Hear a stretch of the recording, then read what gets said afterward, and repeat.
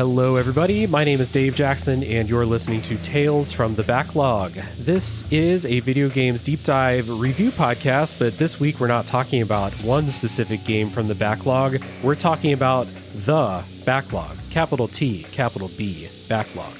I guess if you're going with my abbreviation convention, throw an L in that abbreviation too, because I apparently don't know how those work. But anyway, enough about my weird abbreviation for the show. I have two guests with me to talk about backlogs. First of all, a returning guest to the show, host of Fun and Games and Reignite podcasts. Welcome back, Matt, aka Stormageddon. Hey, glad to be back. Of course, a frequent chatter and commiserator about how many games there are to play and the state of the backlog. So good to have you back, Matt. And we're also joined by a first-time guest on the show, formerly of Game Informer and currently contributing to the Indie Informer. Welcome to the show, Marcus Stewart. Hello. Thank you for having me. Yeah, it's good to meet you. Good to have you on the show. I'm excited to get into this. Same. I love talking about backlogs. And yeah, and from what I've heard, you've often expressed that there are no games to play, and we're just sitting around waiting for something to fall in our laps, right? Yes, exactly. How did you know? Have you been spying on me?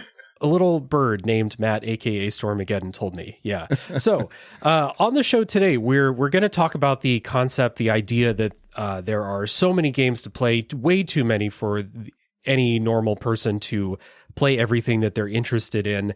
And, you know, as there are more games to play than time to play them, naturally we have games that pile up and the libraries swell out of control and all of that stuff. We're going to talk about all of that. But also, this is the 3-year anniversary of Tales from the Backlog.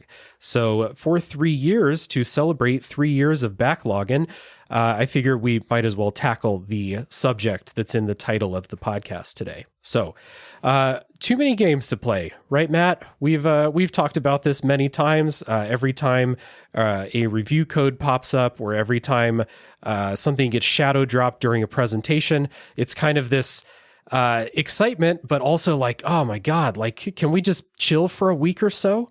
Yeah, it's funny. I used to dread the summertime because it's famously kind of a lull, although that's not even as true anymore because the indie scene kind of fills that hole. But like, I feel like now more than ever, I never have enough time to play all the things I want to play. Part of that is, as of when we're recording, but not that by the time you hear this, I'm just fresh off of PAX West. And like, my backlog is big enough. And then I play like 30 indie games that are really awesome and go, well, I guess I'll add all of those.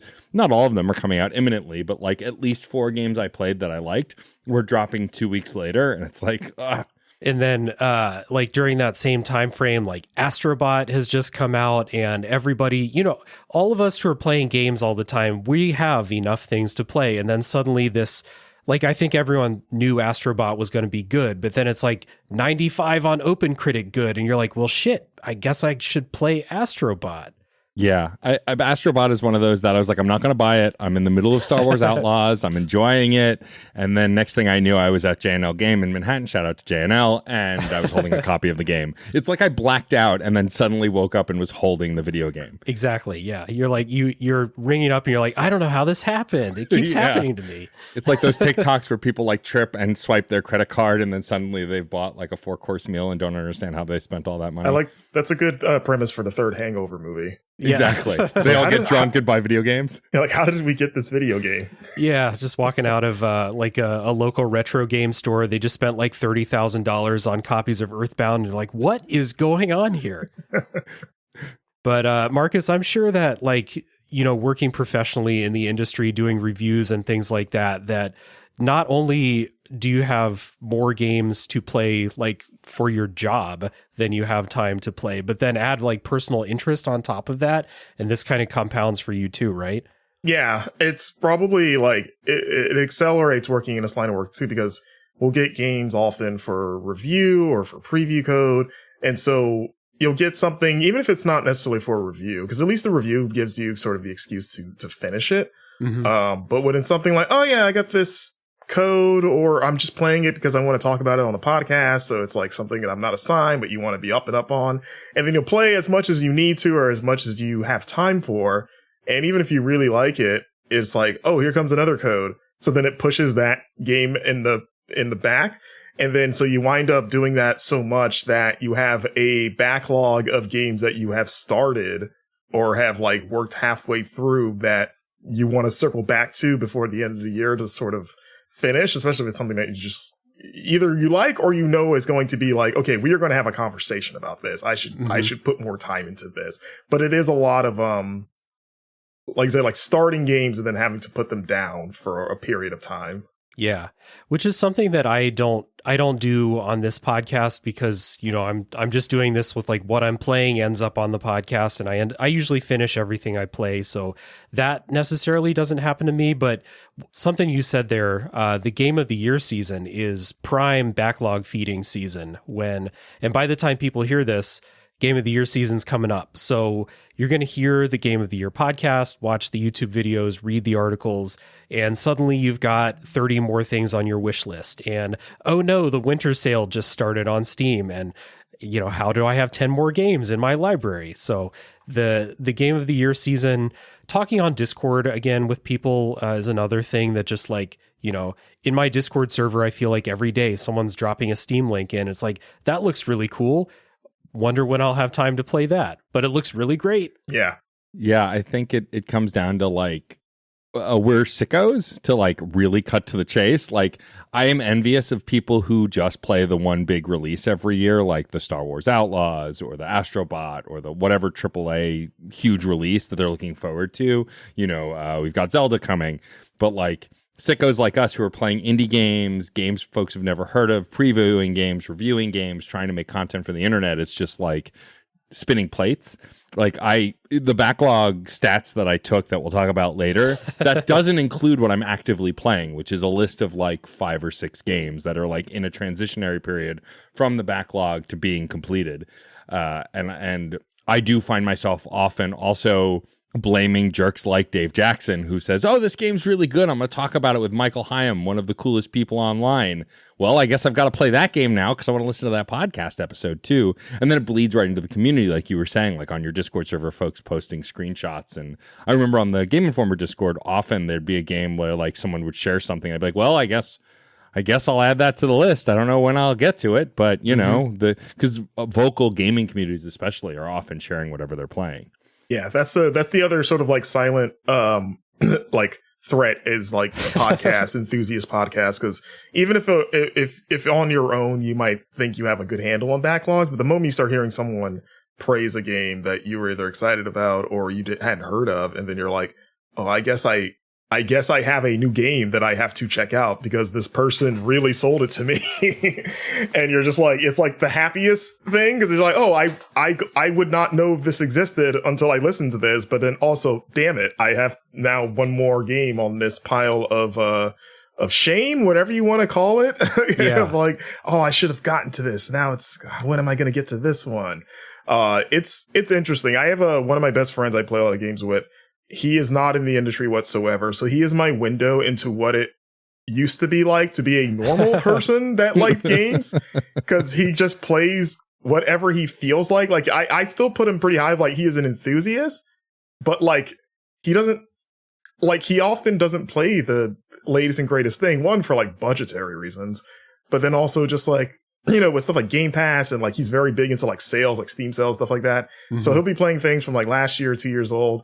And then he'll tell, it's weird, he's on the opposite where he'll tell me like, oh, it's cool that you get to play all the new stuff constantly. And I'm like, in my mind, I'm like, I think it's cool that you could just go play whatever you want at any time. There's one, I think maybe like 2 people across all the Discords and like places that I talk about games with that are like that, that just have this insane self-control where they're like, these games I want to buy are on sale, but I'm not ready to play them yet, so I'm not going to buy them. And I don't have a backlog. I buy a game and then I play it and I finish it and I buy another game. And that's how it works. And I just like, I can't relate. I am a FOMO elemental. I am weak when the Steam sales start.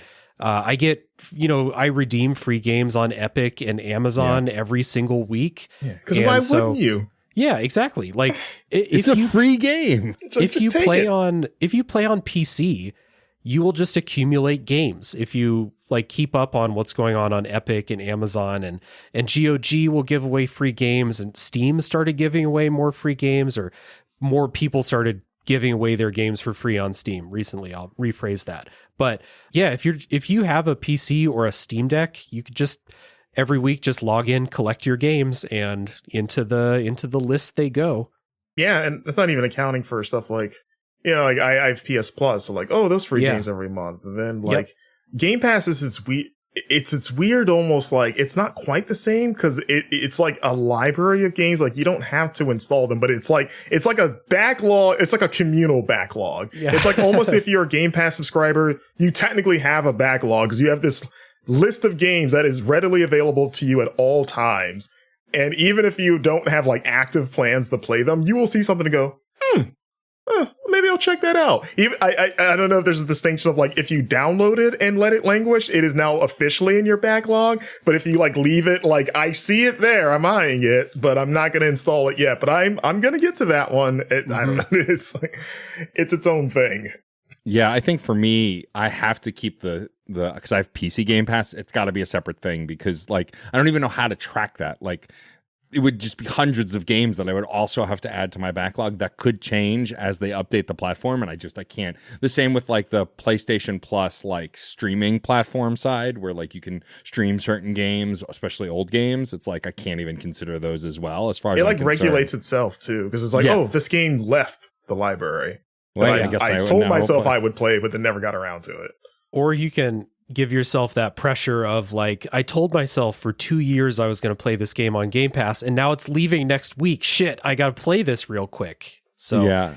I mean, I knocked off a couple of games from the backlog this year just because I didn't even know, like you were talking about the free games on Epic and stuff. And like, I download those pretty consistently. And like, I agreed to do a podcast, shout out to the Play Along podcast.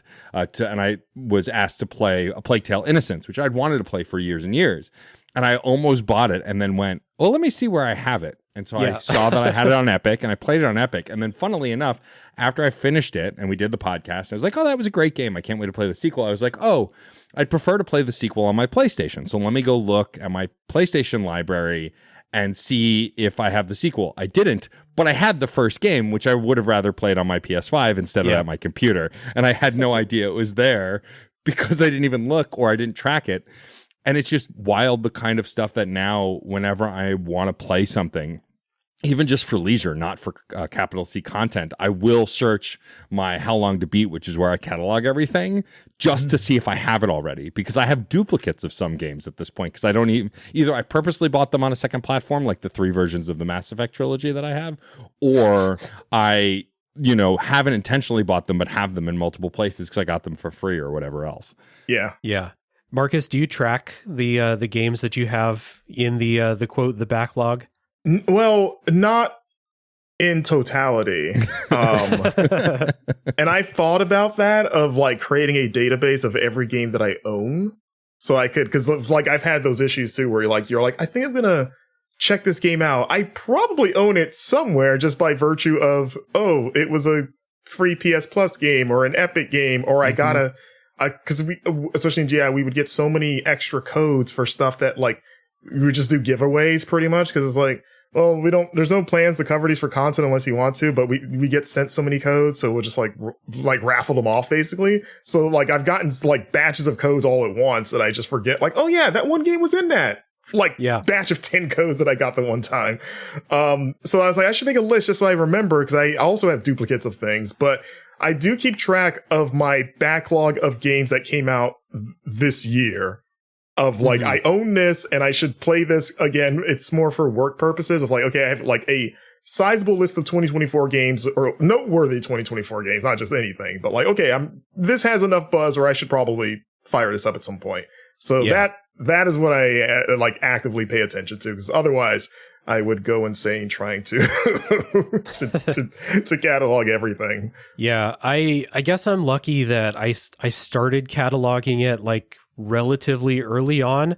So like I don't have like a physical game collection that was out of hand by the time I started tracking stuff. And I also crucially did not have a PC to play games on for a really long time. So that it was almost like I started my How Long to Beat account and started tracking things there when I still owned like 10 games. So it was really easy to manage.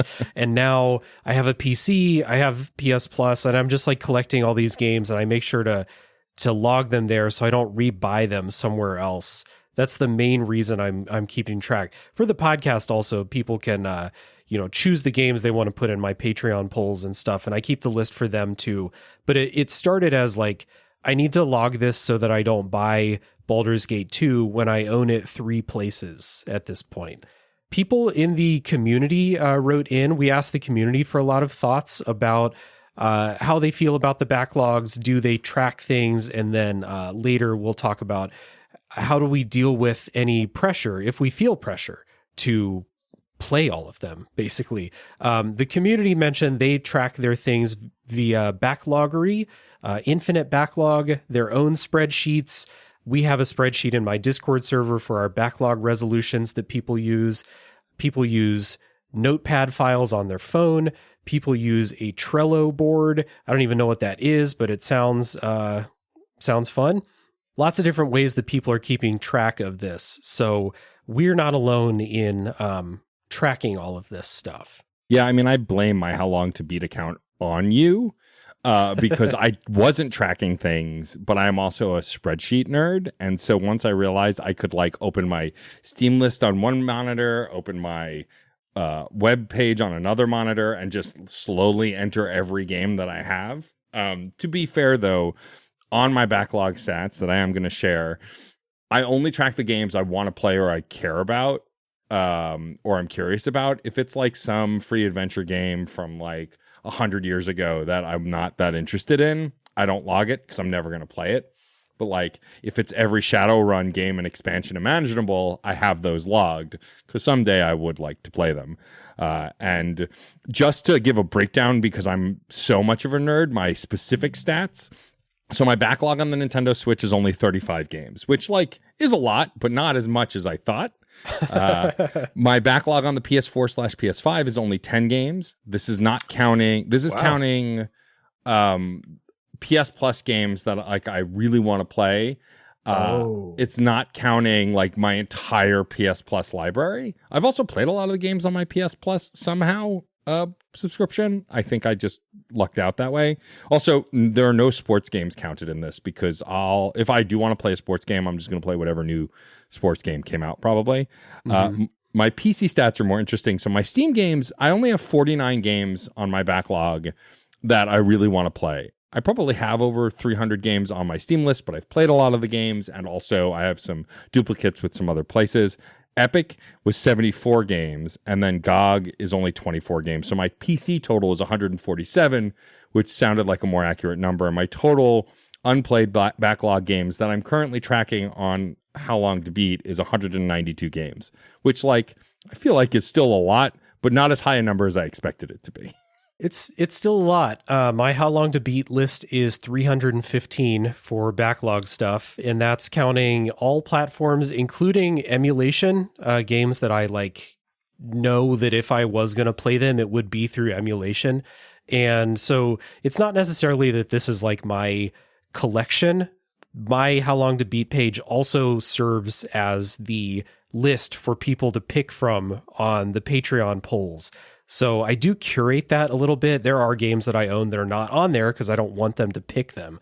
I actually do think I have Balan Wonderworld on the list just because it would be funny if someone picked that. But like there are a bunch of stuff like, you know, the free Epic games and stuff. I'm not logging all of those because I do not want to play those. So there's quite a lot on here, and I'm sure that I've forgotten to log months on Epic and all of that. So there's, it's just so much.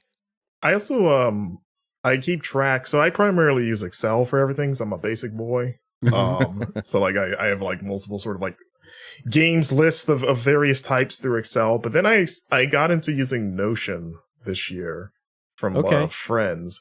And I found a like a game tracker format that someone in the industry recommended, whose name I'm forgetting, and I feel bad now because they made a perfect sort of, like, it's titled Video Game Organization List.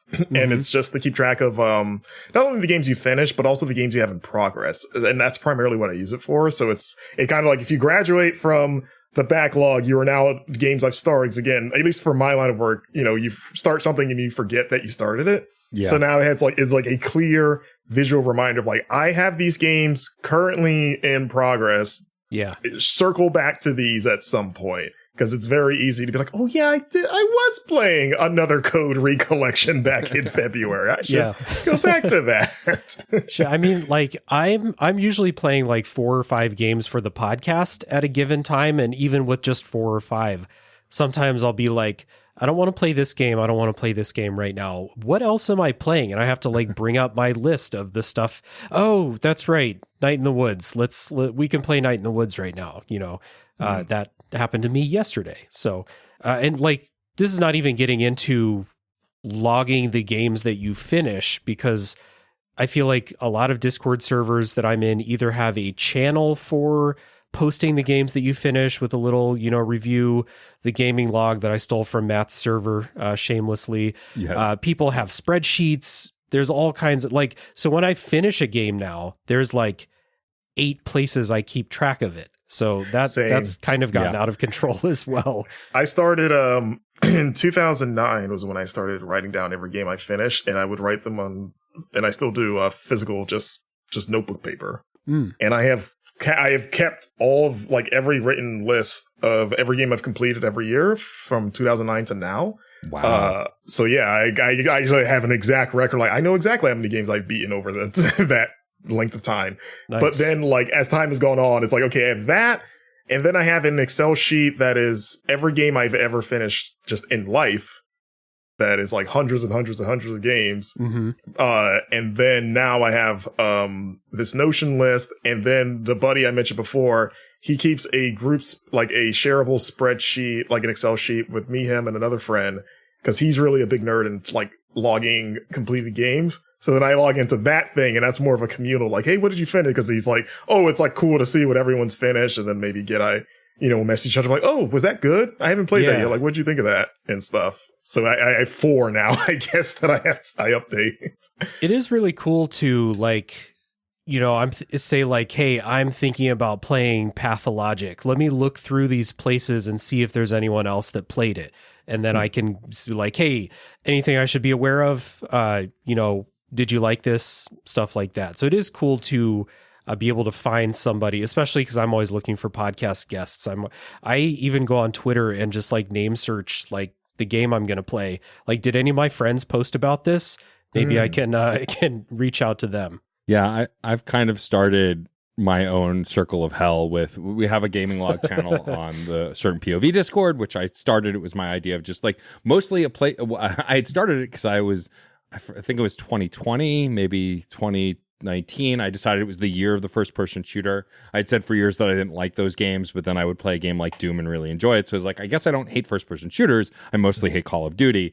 Let me play a bunch of first person shooters. But that fell off the track by like halfway through the year, and I started playing other kinds of games as well. And so it was just fun to keep track of my journey. And then from there, the Twitter thread starts. So now I do a Twitter thread every year. And now the Fun and Games has a Patreon. We started writing articles for free. And by we, I mean mostly me. Jeff is planning a few, but hasn't written any yet. And so with that, then I started, well, if I'm going to keep the thread on Twitter, if Twitter like implodes next week, which could happen any week now, we've been saying for 6 months, I should have that same list also on the Patreon so folks can refer back to it. I can refer back to it. And then I post in all the other Discords that have like game review sections. And it is fun though to see like in some servers, it's one kind of game, and another server, it's other kinds of games. And then even on the Patreon, like I did my first ever like article style top 10 games of the year list last year, which was a lot of fun and kind of a different way. Like I thought I was just going to repost my thoughts from my tweets, like my little blurbs. Then I was like, no, actually I want to recontextualize this now coming back to this at the end of the year. And it was a lot of fun to do that. But I just find that it's just another way of tracking all the things I've played and all the things I have yet to play. But I also, going back to the like end of year stuff, that has famously gotten me to play tons of games that I would have otherwise missed that have ironically now, or unironically, I don't know if I'm using that right, have become favorites. Like Life is Strange True Colors, I played at the end of the year it came out after Jeff and I did our Game of the Year episode, or Games of the Year episode, or Year in Review, and I was so pissed because I was like, this would have been near the top of my list had I played it before we talked about that, which I find happens often with the backlog. I wonder if How Long to Beat has like a tag for like Game of the Year, so I can like go back and see my games. I have my top 10 list of the year every year since 2018, I think, digitally. Like I just keep a quick list that then now I've been building out into my article for the end of the year. But like it is kind of funny how we catalog both what we want to play and what we have played. But I think it comes from like the community of wanting to share like, hey, what'd you think of this? Oh, should I play that kind of a thing? My favorite thing is if someone says, oh, has anyone played this game? And I just grab my tweet and go, here's what I thought. I don't even have to regurgitate it. I could just share the link. Yeah, I think because especially for like writing and working in media, it's nice to have almost like records of your play history. Yeah. Because there's so many times where if I'm writing something and I need to remember, like, I played this, right? Like I'm referencing something, or like, even if it's something like a moment or a mechanic or something like that, it's just easier to go back. Like, I did play this, right? Or when did I play it? You know, did I play it when it came out? Was it a little later? Does that change my perception of it in any way? Mm-hmm. And like having that written down has helped me a few times, as well as having, because I write down my goatees too, so I was like, oh, I could recite every game of the year that was my game of the year from 2009 to now very easily, like off the top of my head too.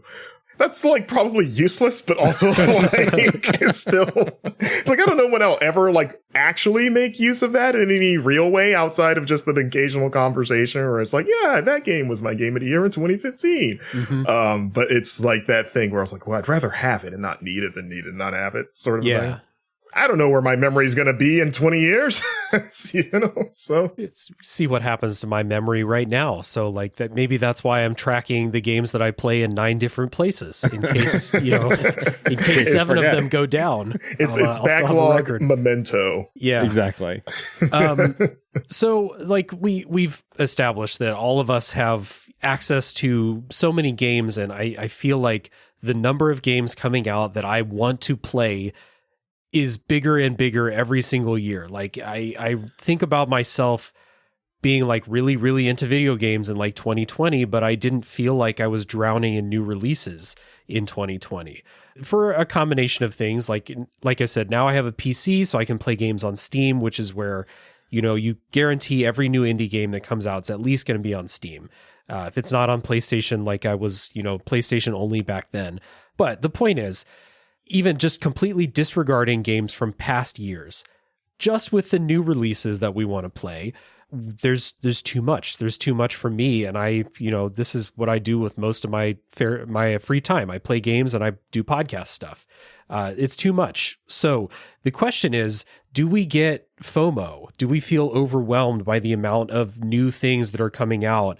And like we said, Astrobot intruding on the plans that you had made to play the other new game that just came out 2 weeks before that. And, you know, all the other things. Oh, there's this indie game named Arco that's gaining underground momentum and overwhelmingly positive reviews, and it looks really cool. And it's just like, you know, it's so much all the time. There's never a break anymore. So do we get FOMO from all of this? Yeah, it's like, I had that prior to working and like doing this professionally, just as an enthusiast, like that kept up with everything, where it's like, you want to be in the conversation, right? Like you want to experience what everyone's experiencing, especially when it's something that's being praised and you're such a fan of games and you're like, I want some of that taste. But then getting into this line of work, it's the FOMO of like, well, it's like your job to keep up to an extent. Mm-hmm. You know, obviously no one can keep up with everything. That's just not humanly possible. But there's part of you that wants to, as best as you can, get as close to that. Yeah. At least for me. So this has been weird, like, you know, being out of GI and now just there's a part of me that's like, you could give yourself permission not to, to have to feel like I have to keep up as much, but that has failed. that has not been a serious conversation, because it's like, as soon as like Astrobot, I reached out to my Sony contact, like, can I get a code for that, please? And got one. And it's like, well, this is what I'm playing now. So like, I can't wait for this. I need to see this. And I think it is tempered by the fact that like the reality is like none of us will be ever to keep up with everything forever. It's just not possible. And it's just a fact of life. So you accept that like inevitability. But I think it's just fun to stay on top of stuff, and you want to talk to people. I guess, like, again, we talk about games for like our living, right? Yeah. And you want to be able to be like, oh, I would like to have something to say about Astrobot. Yeah, I definitely feel FOMO. I think part of it also, though, like, so Fun and Games, not to overly plug my own show, but we did an episode on FOMO, and what we came to, which was a thesis basically and not a solution, which is often what we come to, is that FOMO is directed by this idea that you won't be able to talk about it once the time has passed. And I have seen proven time and time again that it is not true if you are in gaming communities. Like, I have found that even when I played Disco Elysium, I don't know, 6 years later, and then went back into the Tales from the Backlog Discord and started talking to you, Dave, about it, you're like, oh my God, that game, great. Did you do this? Did you see that? Like, people who are excited about games are going to talk to them no matter what. But that didn't stop me from buying Astrobot earlier this week or at the end of last week. So like, I can say it till the cows come home, but I won't believe it. And I think part of that also is I, like Dave, have started to also play older games, either for certain podcast tournaments that I may or may not be a part of, or for coming on Dave's show or shows like it. And it's like, now I'm playing Wolverine X2 Wolverine's Revenge to go talk about it on a podcast, and actually loved it and had to play it to the end, which nobody asked me to do, and I did to myself. And, you know, while like I'm already getting preemptive FOMO about Zelda because I'm currently playing Astrobot, I still haven't finished Star Wars Outlaws, and there's like 3 other indie games I got code for that I want to play at least a little bit. But then at one point, my spouse said, well, you know, if you want, you can get, because I was trying to figure out what game to buy and, you know, can't afford everything. I wish I had the kind of money to buy every game that came out. But my spouse was like, well, you could get Zelda for your birthday, which is my birthday's the October 12th. It's like 2 weeks later. And I was like, oh yeah, I could wait 2 weeks. Like, as if I couldn't do that, but given the option and someone else telling me, I went, oh yeah, that's okay. Even though it's perfectly reasonable to not play that game the minute it drops. My brain couldn't process that because I had this fear of missing out on this brand new Zelda game where you literally get to play a Zelda, which thank God. Yeah. Waiting 2 weeks is like, that's still like light speed by like most normal players, right? Yeah. Like people that are not insane. I was like, if I was a kid, 2 weeks, you're like, what? That's basically tomorrow. Because I only got new games on my birthday and Christmas. And I was just going to say, yeah. And my birthday's November. So that meant the end of the year is when you get new games. Yeah. And that's it. So yeah, I'd be like, yeah, I can wait 2 weeks. That's fine. Yeah. And like, so I'm doing this podcast that's focused on backlog games for the most part. And even when I play a new game, like when I buy a new game on the day it comes out and I do it on the podcast, the episode comes out like 5 months after release day, just because of the way that I have to, you know, use my time and scheduling and editing and all of that stuff. I do it slow so that I can continue to do the show. And then like, you know, this week I'm doing the most recent episode is the time of recording is Final Fantasy IV. So like that's, you know, I'm doing older games too. But while I'm doing that, I'm seeing Astrobot come out, and I'm getting like intense FOMO about Astrobot, and I'm getting intense FOMO about Arco. And I wrote up a draft email asking for a code for Arco, and I'm like, I don't have time to play Arco. What are you doing right now? So like it's still in my drafts. When I have time to play it, I'll reach out, or maybe I'll just buy it because that game looks tight. But I think it's really cool for everyone to like, or everyone thinks it's cool to like pretend that you don't feel FOMO. And if you don't, then more power to you. That's awesome to have that kind of like control over your thought process. But I like, it's every time a new game jumps into the conversation, I really feel that like, I want to get excited about this with other people. That's what I think stems from for me. Like, yeah, I can do Final Fantasy IV on the podcast, and the people that like Final Fantasy IV will come chat about it. But it's not quite the same as joining in right when Elden Ring dropped and being part of that whole community thing right when that game comes out. Like there is a little bit of that you do miss, I think, with a lot of games, unless they're like the classics, I think. So that's where that FOMO comes in for me mostly. I was going to say I basically became a fan of Souls games because of FOMO. Like I had Dark Souls 3, installed some mods that made me a little less squishy, but I still got clobbered, and was able to get through Dark Souls 3. And so a week later, I was like, well, maybe I should buy Elden Ring because everyone else is talking about it. I blame certain people who are our peers, like one Jesse Vitelli, who was, I think, guiding it at the time at Prima. And I was like, that's all people are talking about. I guess I'll get it. And then I ended up loving it and playing it multiplayer. And I think that's part of it too, is like if there's community within the game too, like multiplayer, you can play and conquer bosses together and stuff. The FOMO is even stronger for me because that community is probably not going to go anywhere a month out, but maybe several years later. Like no one was playing Dark Souls 3 multiplayer when I was playing it.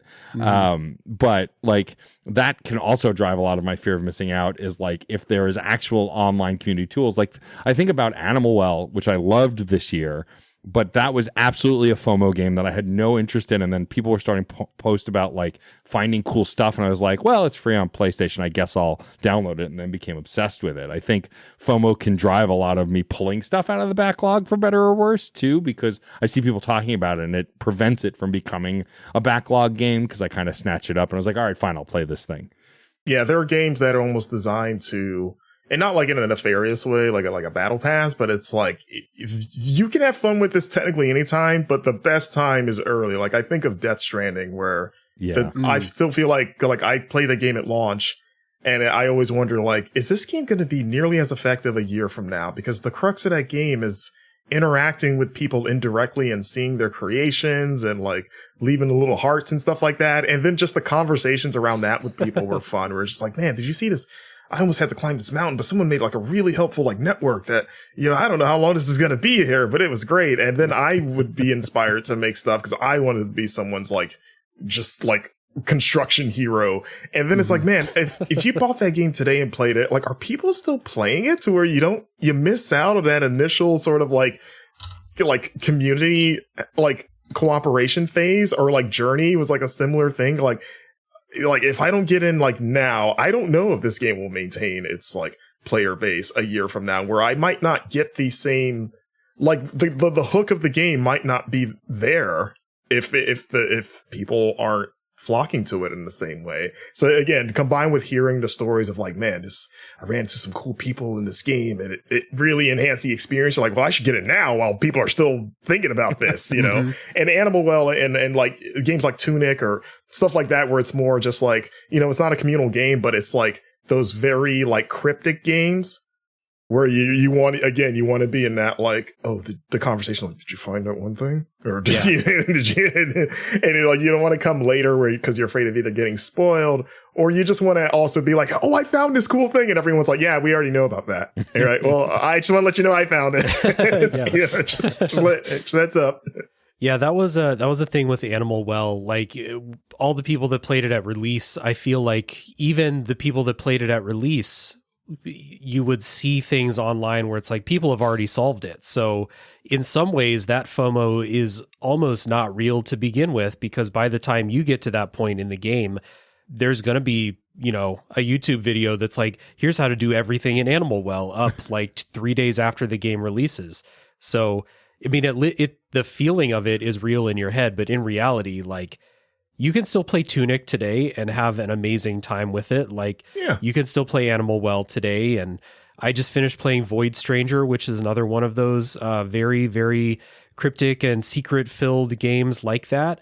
I just finished playing it. I didn't get spoiled by any outside sources, none that I didn't search myself. So that the FOMO feeling is real, but it's not necessarily that it is the way you think it is. So we have some community responses about this idea of having too many games and having FOMO about it.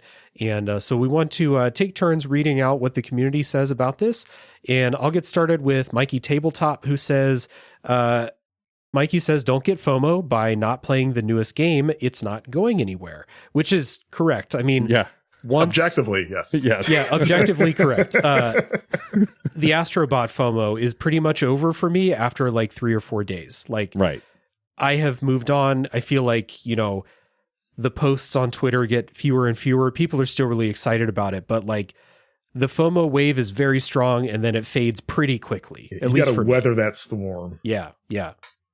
Next up is Disc Chimera from the Game Over Hell YouTube channel, who says maybe only a little FOMO because of video creation, which is legit, right? Like the YouTube algorithm, just based on what I know from being friends with content creators, it's like, well, you got to hit that big thing, right? The new Five Nights at Freddy's game, because that's when all people are searching for it. So you want to talk about all those tips and tricks. So everyone, and like Disc Chimera also does tons of older games too. So like, I feel like that's a constant fight and battle of like not missing out because you want to be part of that creative storm too. Yeah. Yeah. Or even if you're not as interested in it, it's like everyone else is interested in hearing you talk about it. Right. So it's we're afraid you might miss out because I want your thoughts. You're like, well, I guess now I have to play this because everyone's yelling at me to do it. Mm-hmm. Yeah. I've kind of made peace with, I'm never going to be on the cutting edge of the algorithm for searching for new releases. I've made peace with that. It probably hurts my downloads, but that's the way it's got to be.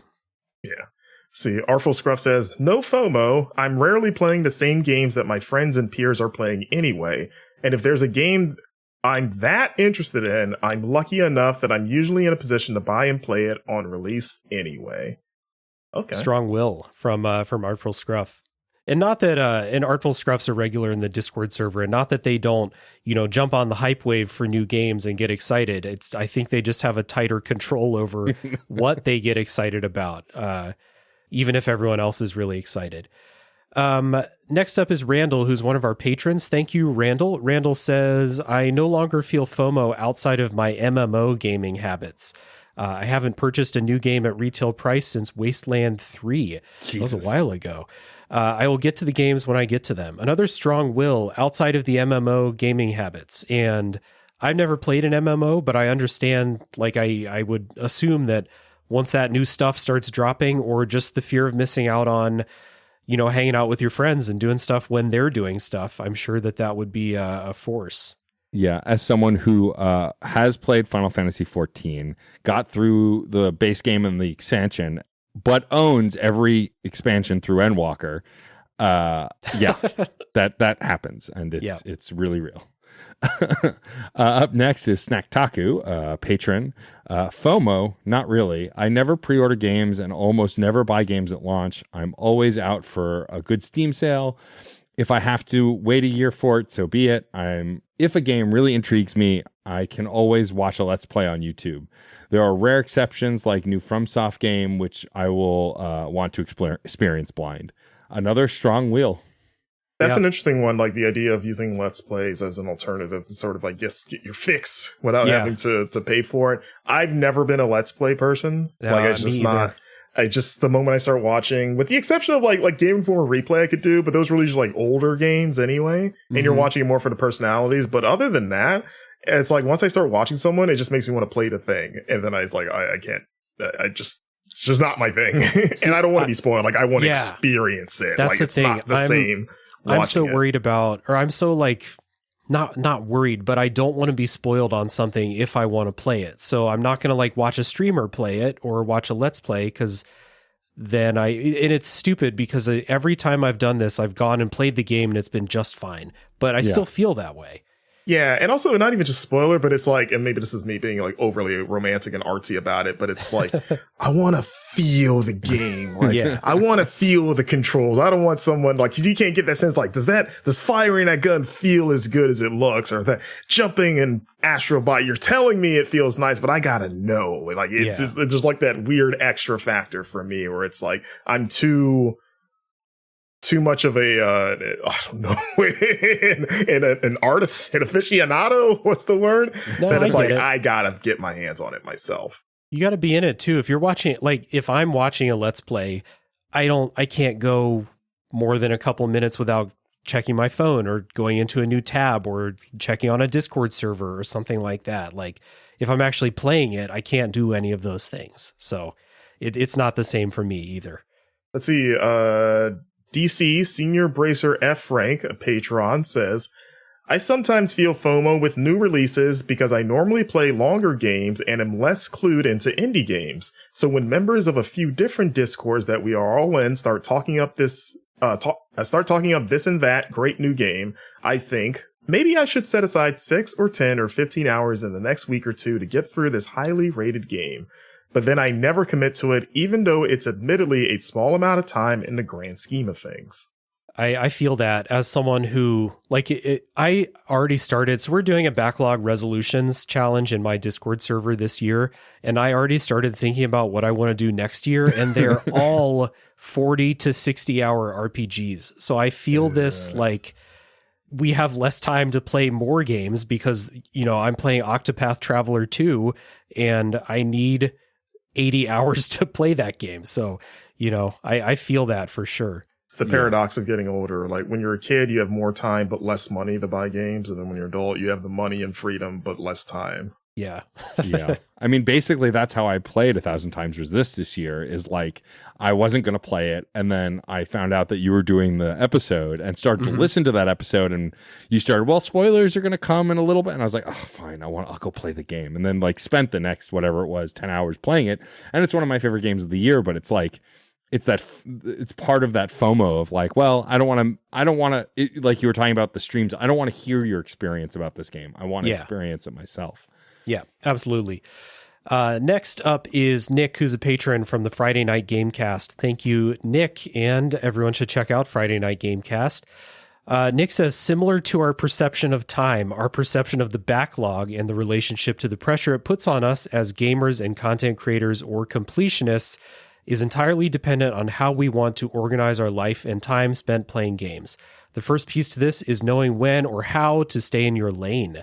Simply put, you should never force yourself to play a franchise or genre you either have no interest in or desire to play simply because friends or peers are enjoying that game.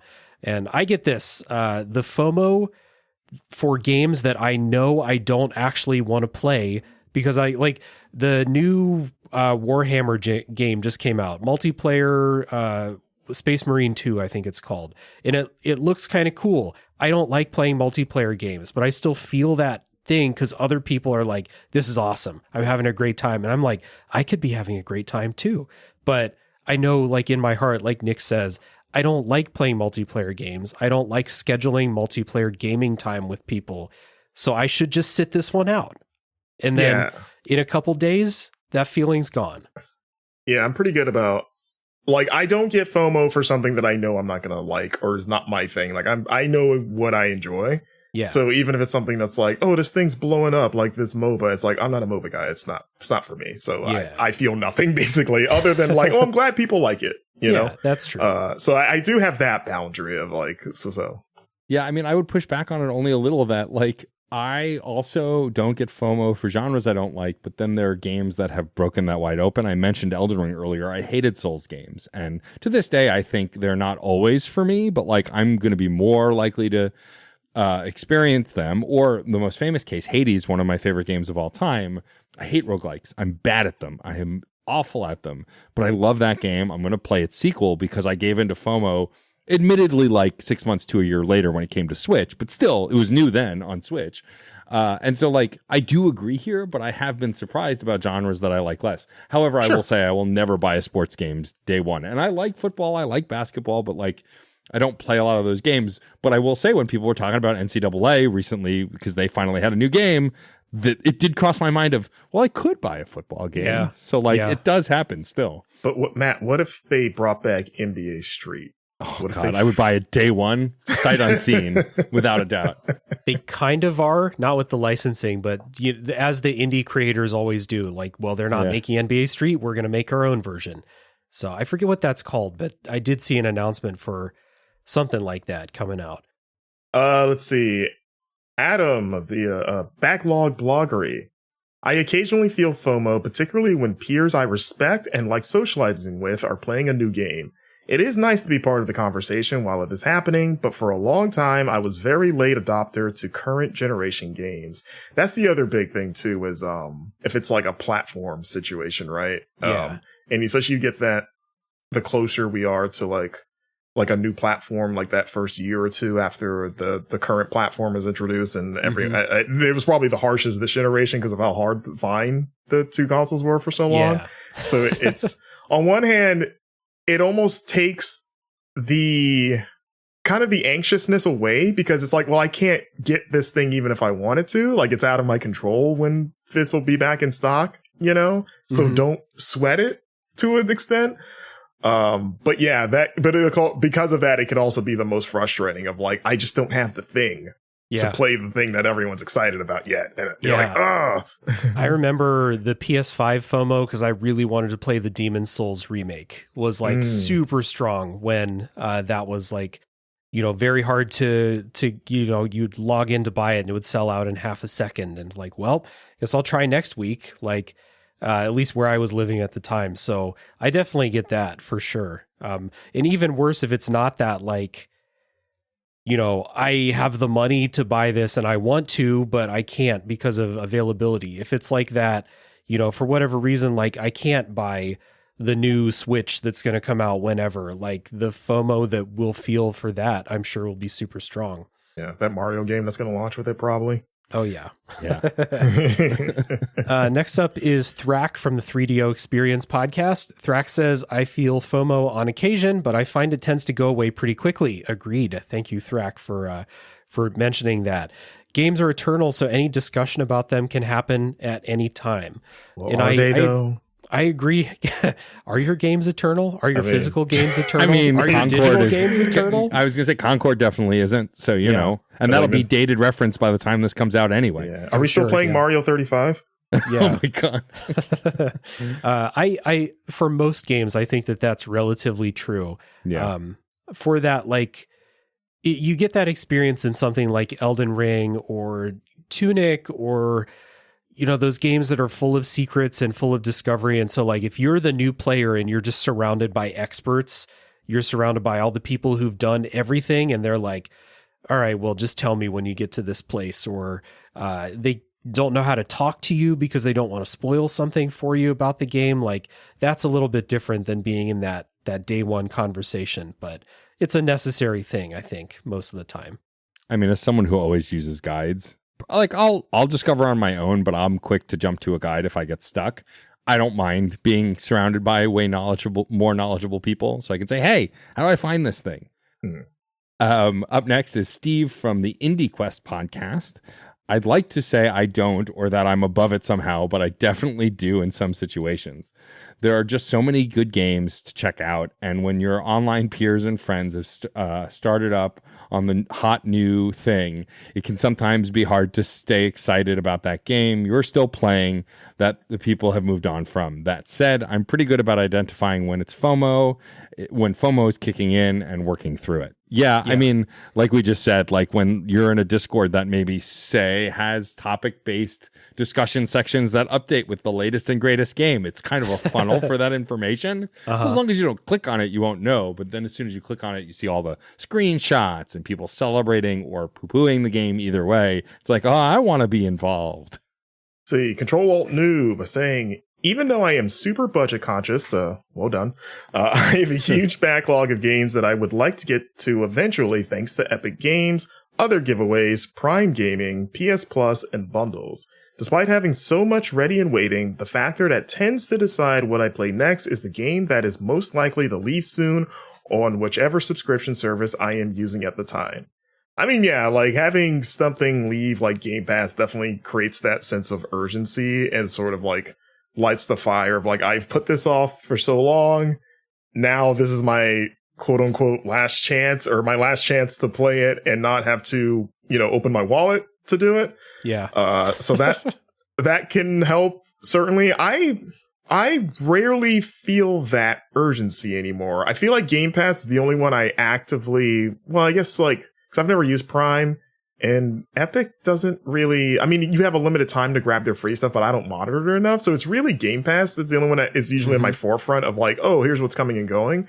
But I don't know, unless it's something really, really good, which isn't often, I'm kind of okay with like, oh, I downloaded this, but it's leaving. Cause I think I'm kind of realistic of like, I'm not going to play this now, or I just don't have the time. So it's fine. Yeah. It's like, if I didn't play it at this point, I think I'm okay with it leaving. That's the thing. It's like, this has been on Game Pass staring me in the face for 2 years. If I really wanted to play it, I would have by now. So we can just let it go, and we'll, if it's been on Game Pass that long, it'll be cheap in the next Steam sale. We'll just pick it up if you really want to play it, or just wait, see if it shows up somewhere else for free, or it might come back to Game Pass. Yeah. I remember looking at like Hard Space Shipbreaker leaving Game Pass, and it was like, you last played this 500 days ago. And it's like, can you really be upset that it's leaving Game Pass when you haven't played it in over a year? Come on. It's the ultimate, like, I don't know if there's a name for this behavior, but like, you take a toy from a kid that wasn't using it, and the moment you take it from them, they flip out like, whoa, I was using that. And it's like, it's been sitting there for like months, and you didn't care until I took it away.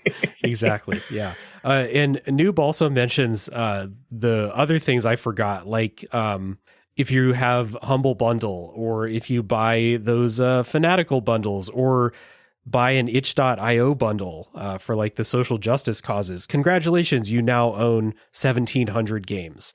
So, look through all of those. You're not going to play all of those, but look through them. You'll probably find like 30 or 40 that look really cool. So there's more games for you. It's also more work when you see something that you want to buy and you're like, wait, I should probably check to see if I already have this, because I own like 1,700 games. Yep. Basically. Yeah. I mean, I've bought multiple copies of games because I've just not double checked. And it's like, at that point, but part of it is sometimes I'm my own worst enemy. Like, I started Dungeons of Hinterberg on Game Pass, and I was like, this is really fun. I really dig in this game. I bet it'd be even more fun on the Steam Deck. Oh, it's only $20. Well, I guess I'm buying this on Steam, and then immediately started playing it on the Steam Deck. And I don't regret it, because I played through most of the game on Steam Deck, and it's been a blast. But like, in that case, I didn't need to. I had it already. I was playing it, and yet I still bought it. I think that's fair. Like, if it's something like, if convenience is a factor that justifies the purchase, like I bought Balatro because I reviewed it on PC, and then realized quickly, like, I need this in my life outside of sitting in front of my computer. So I am okay to spend money on it too. And also, it was technically the first time I spent money on it because I got a code. So it lessens the blow. But even if I hadn't, I kind of look at like a Switch versus a console version as like fair game of like, I'm paying, the money I am paying is for the convenience of having this with me all the time. Your logic is making me feel very guilt-free about the hard copy physical version of Persona 4 Golden I just bought at the limited run booth at PAX West, which I already had on Steam and had started on my Steam Deck, so I already had it portably.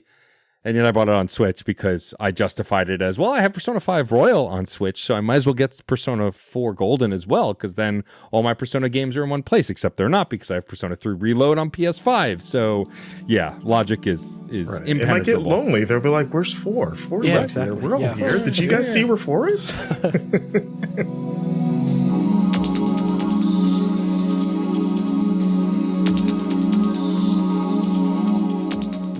All right, while we take a little break, I have one announcement and then the customary thank yous to do. First of all, if you want to hear me on another podcast, you can check out Retro Hangover, where recently I joined the boys to talk about System Shock 2, my first time playing that game. And so if you want to hear us talk about it, break it down for over 2 hours, you can go to Retro Hangover. I'll put a link down in the show notes. And would like to say thank you to the patrons who help support the show. Big thank you to Chris Nelson, the Top 3 Podcast crew, Chris Copleen, Eric Guess, Rick Firestone, Nick Vicori, Jill, Jeff, formerly Jerf, Kieran, Soccer, Cupcake, Kyle, Christian S., Matt aka Stormageddon, JD, Doug Leaf, Jason Emery, Brian Skirsha, Randall, Jake Martin, Jenny E., Marcus O'Neill, and many more. Thank you all so much for the support. It means the world to me. And with all that being said, let's get back to the show.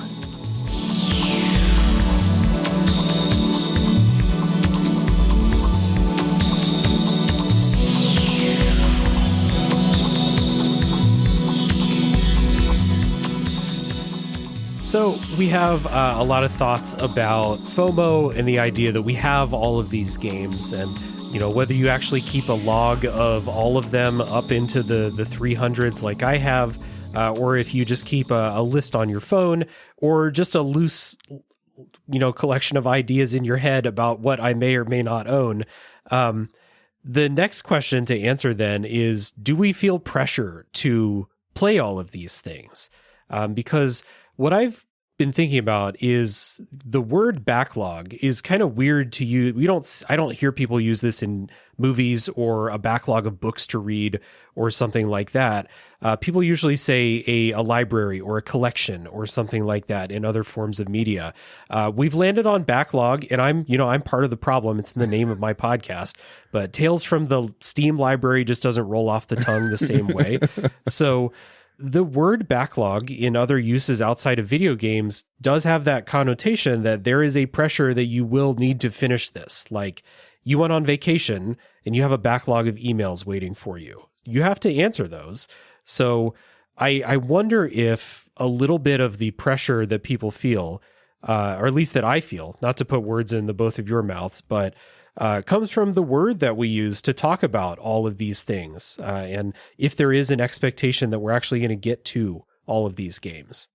I've never associated backlog with the expectation to play them. I just associate like these are games that I own that I have not started, but not necessarily tied like, and that means you will play them.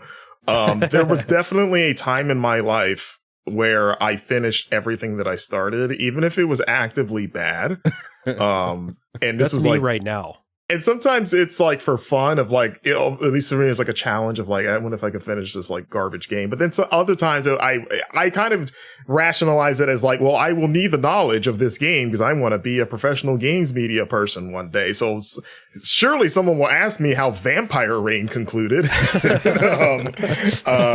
But like now, again, as you get older and you become more realistic with like your time, I will leave games that I'm just not vibing with. Like that sent that weird obligation. Like I gotta finish. Like, nah, it's like, if it just doesn't click, then there's so many other, once you realize that you could be spending your limited time with something else that you like, that very quickly evaporates any sense of like weird commitment to something that is just like not gelling with you. And the same comes with like playing something. That just goes back to what I said about like understanding the inevitability. I will never play every game that I own. It's just not mathematically possible.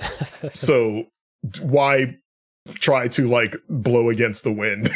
Like, it's like, I'll take games just because it's like, yeah, they're free. Why wouldn't I take it? It's here. It's like a free candy dish. Yeah. And like, but will I eat all the candy? Probably not, but it's, it's there. One interesting thing is how long to beat. If you keep a log of all the things that you have, it will tell you how long it will take to beat everything. So mine, it says will take 299 days to beat all of the games on my list. Days? I thought it'd be years, because I was going to say that would be sobering enough to be like, you know what? That's fine. But then days, that's almost like technically attainable. You're like, oh, less than a year? I could do That's part of it. Yeah, it's like, it's if I stopped buying games and stopped collecting free games, I could probably get through all of these things. But like the question is, do I actually want to? Do I feel like I should? I personally, like, I get a little bit of guilt about games that I've bought that I haven't like started playing yet, especially if it was like, not a game I bought for $2 in a Steam sale. Like I don't feel too bad about that. But if I bought a game, $30-$40 and then never touched it. Like I have physical games on my shelf, Switch games, those were not cheap, that I haven't touched yet. And I look at those, I'm like, come on, man, like you spent $60 on that, play that shit.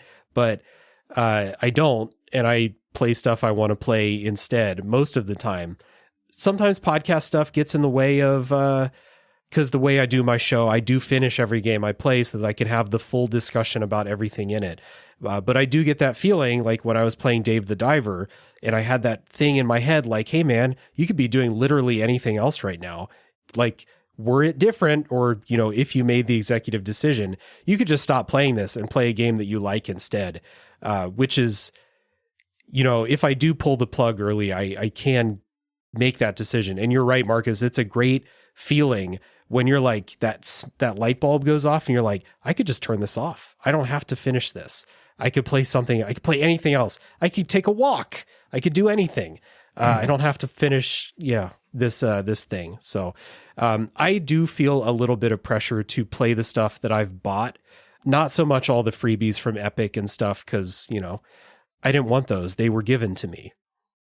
Right. Yeah, I don't even feel the pressure to play stuff that I've bought because at this point there's so many of those that I haven't played. By the way, for the record, for just my backlog, it's 219 days and 13 hours to beat all the games in my backlog. So, somewhat accomplishable, I guess. Do it by the end of 2025. Exactly. But I will say that like I get that same feeling like, but what gets me, like, it's all psychology, right? I got several games at the end of last year as Hanukkah presents because my spouse loves me very much and pays attention to the things that I wish list. But I have an unopened copy of Armored Core, and I'm an Armored Core sicko that has gone unplayed because I keep going, well, Armored Core is a long game and there's a lot to it and it takes like multiple, it's like a Souls game in the sense that it takes trial and error to get through these bosses. So I'll get to it. And then I kept pushing it off. And now we're more than halfway through the following year and I still haven't touched it. Pikmin 1 and 2 I asked for. I've never played the Pikmin franchise. I've always wanted to try it. It's been sitting in my Switch carrying case for ages. I've not even booted it up once. Like, I bought at the end of 2022, I think is when they came out, like a bunch of RPGs or like RPG style games that I was like, oh, I'll get to, like Triangle Strategy and Shin Megami 5, Tensei 5, like, and I was like, oh, I'll play them and still haven't touched them. The new version, Vengeance of 5, is out and I don't have that. Like, I just bought a copy of Golden, a 40-hour game. When am I going to play it? It's like, I do feel bad, but only so far. And then my brain eventually just falls out because I literally can't. I have so many games. I was given a copy of the new Rugrats game, which I'm so stoked for.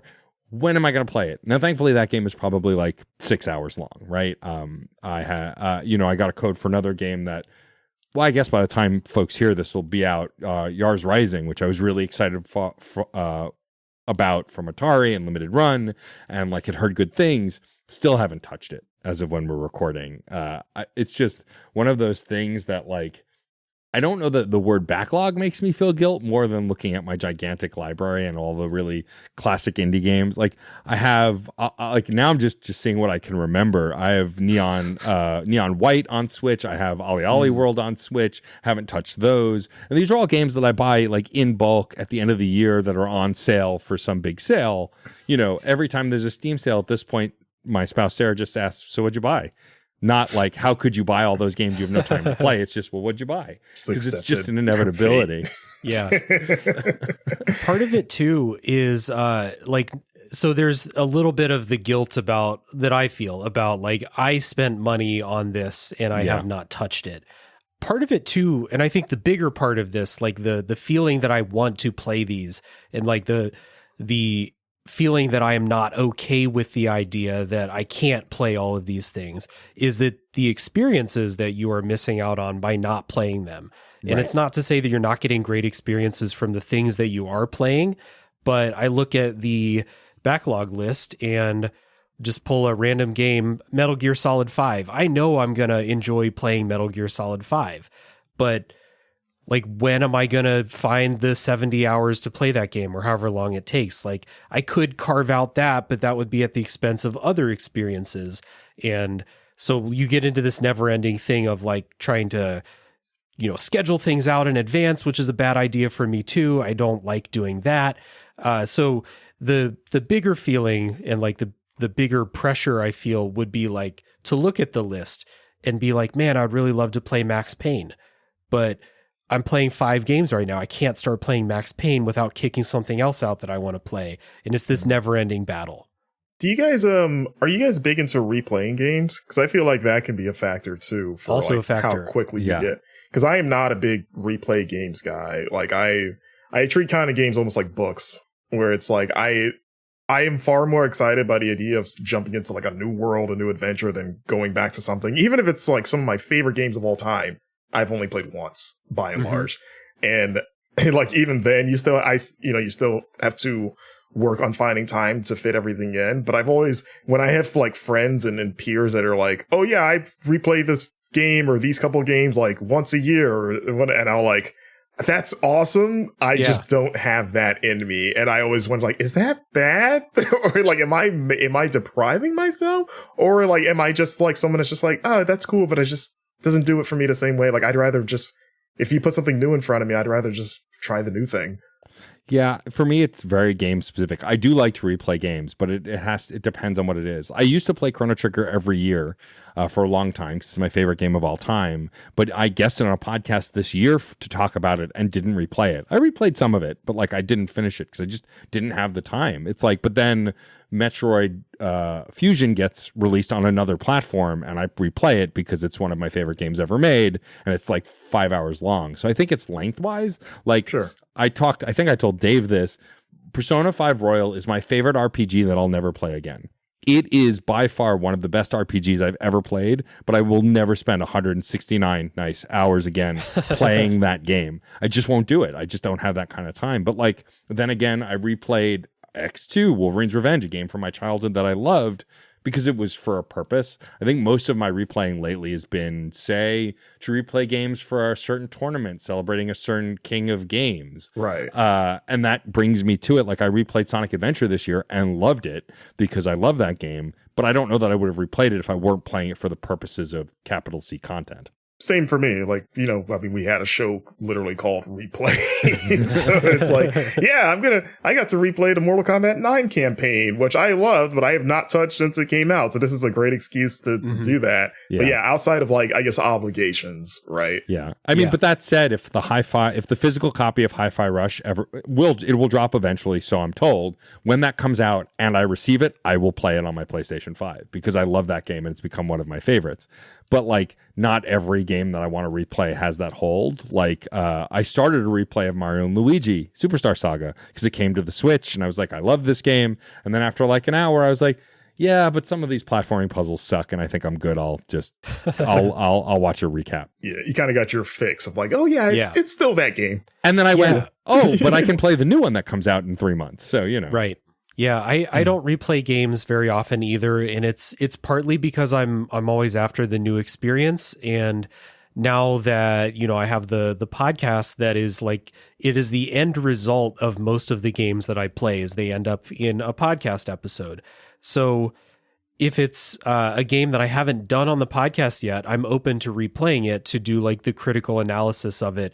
And often that benefits from replaying something because you're not shocked by the shocking things anymore. You're more keyed into everything that's going on. But I don't do that for everything. And every time I replay a game, there's an opportunity cost, I feel. Like, I would love to replay The Witcher 3, but the opportunity cost of replaying The Witcher 3 would be like 7 other games I could play with that time. Yeah, that's a retirement plan. Yeah. That's like when you have nothing better to do. Yeah, replaying that, or like, you know, I would love to do another playthrough of Elden Ring in a couple years. But, you know, if I do that, then what does that mean for how else I'm spending my time? Do you guys feel compelled to when it's something like Persona 5, like Matt mentioned, where like you play Persona 5 and you're like, man, this is great, and then they release Royal with like a bunch of new stuff and you're like, crap. do I or like, if it's something like we re-release this and it's better and has new stuff, are you like more willing to like, well, I gotta replay that, it's already my favorite game? Yeah, I mean, for me, like, I mean, the best example of that is Sea of Stars is getting DLC, and I loved Sea of Stars last year. Or DLC is interesting, yeah, and like, it's a separate story, right? As far as I can tell, the DLC is not taking place during the campaign. It's like off to the side. But I don't own a Switch copy of that game. I got code for it, which I was grateful to get and thankful for, but I've never gave it the money for it. So now my brain is like, well, I could buy the Switch version and then replay it. Do I have the time to replay it? No. But yeah, I mean, DLC and like expansions, like, I haven't done it for the Pokemon games that did that, and now it's mostly relegated to DLC. But like, I never bought the Pokemon version, the new Pokemon version. I usually just played the old one, and now they mostly release those new versions as like DLC.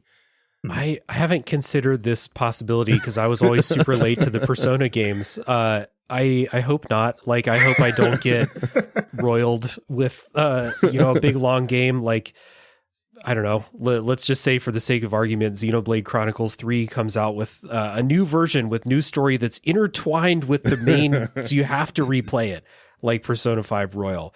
Like, I hope not.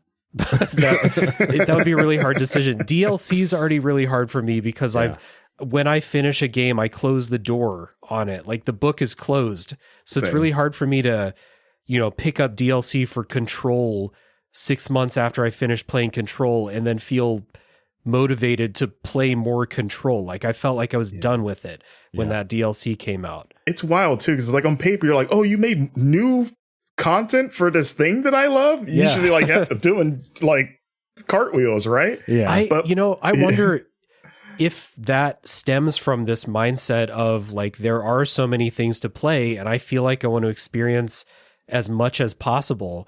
So when I finish something, like that book closing in my head is related to the idea that like, now Control is over. Now I can play something else. And then like 6 months later, they're like, hey, you want more Control? They're like, no, I'm done with Control. I'm on this other thing now. I wonder if it is related to the idea of like wanting to get as many of these experiences as I can. Yeah, thankfully, at least DLCs are typically shorter, like manageable things where you're like, I've been hit and miss with DLCs in terms of like if I'll play them. Like there's some great DLCs that I've never played, and at least this year I feel like I've gotten maybe better at doing that. Like I mean, Elden Ring aside, because I had to review Shadow of the Earth Tree, so I was gonna play that no matter what. But that was like one of the few where like, oh, that's day one, just because Elden Ring's like a maybe top 3 favorite game of all time. So I was like, yes, please give me that. But like, I played that Alan Wake DLC this year, and I didn't play any of the DLC for one. Yeah. And even though I've heard good things about it, but like, I guess it was like, maybe it was a bit of like, I think I understand my time better. So it was like, I'm willing to make time for this because I like this game so much. And and I want to see more of it. And it's sort of like my investment in this universe is high enough to where please, I would like to get more story to wherever this is going to go, Yeah, I think it's dependent on the game. Like, I was so obsessed with Control and Alan Wake because I played Alan Wake, the first one, after Control, that when the Alan Wake DLC came out for Control, played it day one. But I didn't play the Foundation until I replayed Control a few years later because I got the PS5 and the PS5 version of the Complete Edition was included. And I was like, well, now it'll run well because I played it on my old PS4 where it did not. And it was worth it. And I love Control. And it's probably in my top 10 games of all time. But like, same thing with Alan Wake, I forgot the DLC was coming out, and then I downloaded it, and I enjoyed it, but it was really quick, and I was like, all right, well, I'm really excited for the Lake House that comes out in November, but like, also, will I actively play it in November when I'll be playing the Veilguard, Mario and Luigi, and like 4 other games, right? I think DLC can kind of fall into that, and like, I never played the Kingdom Hearts 3 DLC, which was like supposed to be a huge part of the story to like sum up that game. I don't think never touched it because, like Dave was saying, when I finished Kingdom Hearts 3, which I enjoyed, one of the few I feel like who enjoyed it, I closed the book on it. I was like, all right, well, I'll see you again at Kingdom Hearts 4 30 years from now. That's fine. And then never went back and played that DLC. So I think it's a case by case. But like I said earlier, Sea of Stars, I'm already planning another purchase I don't need to make just to play that one. So I think it's case by case for me, but there are things that will make me go back and play a game in lieu of. I think also DLC has gotten me to play a game that I've never played. Like I find out that a version is going to have like I guess it leads into your like Persona 5 Royal thing. Like if I find out like an ultimate special version of a game I never got to play comes out, I might pick up that version because I'm like, well, this is the ultimate version. If I'm going to play a version of it, it's got to be this version. I have that, and then they could, like, to going back to maybe the sunk cost fallacy of, like, spending money on things but not playing them. Like, I had that with Persona 5 where, like, oh, I bought this on sale. It's like, everyone says this is good. I've never played a Persona game from start to finish. I guess I'm starting with this one. Sat in my backlog for years, and then Royal happened. And then everyone I talked to was like, oh, you've never played it? You should just play Royal. Like, don't play the base. It's better in every way. But I already spent money on the base one. So it feels weird to like, I bought this and then immediately say, nah, and then go buy Royal. But it's like, everything I hear, like no one has a good reason to not play Royal over the original version. Yeah, and that's part of the solution for FOMO too, and like things to keep in mind is that the best version of a game is not the one that's coming out the first day that it comes out most of the time. Yeah, whether it's like for performance reasons, or if you wait a year and a half, you'll get all the DLC bundled in. So like, I don't know. I've often felt like FOMO about a game, and then like seeing people showing like, oh, it has a bunch of crashes or the frame rate is awful. And then I'm like, oh, okay, like let me lift that burden off of myself and I'm cool to wait, until this is all patched up. And then by the time that FOMO passes, then I'm back into my normal mode where it's like, I'm cool to wait years to play this now. Like once I get past those first few days, I'm cool. Like now that the main crest of Astrobot FOMO is finished, I'm cool until it goes on PS Plus, because it will at some point, and I'll be there when it does, but I'm probably not going to play it until then.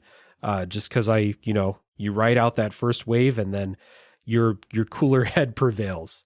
Does GOTY discussions, does that ever bring it back? Because that's like the peak of like everyone revisiting stuff that you've now decided to put on the back burner and re-talking about how great it is, and you're just like, yeah, that does sound fun, huh? Yeah, but I'm usually overwhelmed by like, I'll read like the huge Polygon Game of the Year list and be like, shit, they have like 35 things on here that sound great. So it's too many at Game of the Year time for me to feel overwhelmed by like one specific game coming back into the conversation. Although I play my part with, my Game of the Year stuff, hoping to get like all those people that didn't play 1,000 times Resist. I'm going to make that final push this year to get people to play that. I still got to play it. Yeah, I mean, that's how I ended up playing Resident Evil 4 Remake last year. Not that I wasn't going to ever, because I loved the original Resident Evil 4. But then, like, as Game of the Year lists were starting to come out towards the end of the year, I was like, oh, I didn't play it, and I should. Yeah. And of course, I loved it when I played it. But, like, yeah, that happens often. I mean, look, to speak to that crest and, like, that it'll eventually pass, I didn't play Mass Effect Andromeda until I covered it for my podcast a few years ago. And, like, I am the internet's biggest Mass Effect fan, except you're for wearing an N7 hat right now. Correct. But it came out the same year as the Switch. It had horrible bugs and people were bashing it. Breath of the Wild was celebrated universally. So I went with that. And then I never went back to it because after a few years, I was like, oh, I'll play it eventually. I love the trilogy, but this is different. It's not the same game. And then I played it a few years ago and loved it because I was so separate from all the nonsense also. Like, was it perfect? No, it was definitely flawed. But like, I didn't hate the experience because I wasn't listening to the chuds on Twitter complaining about it. I got to just enjoy the game for what it was.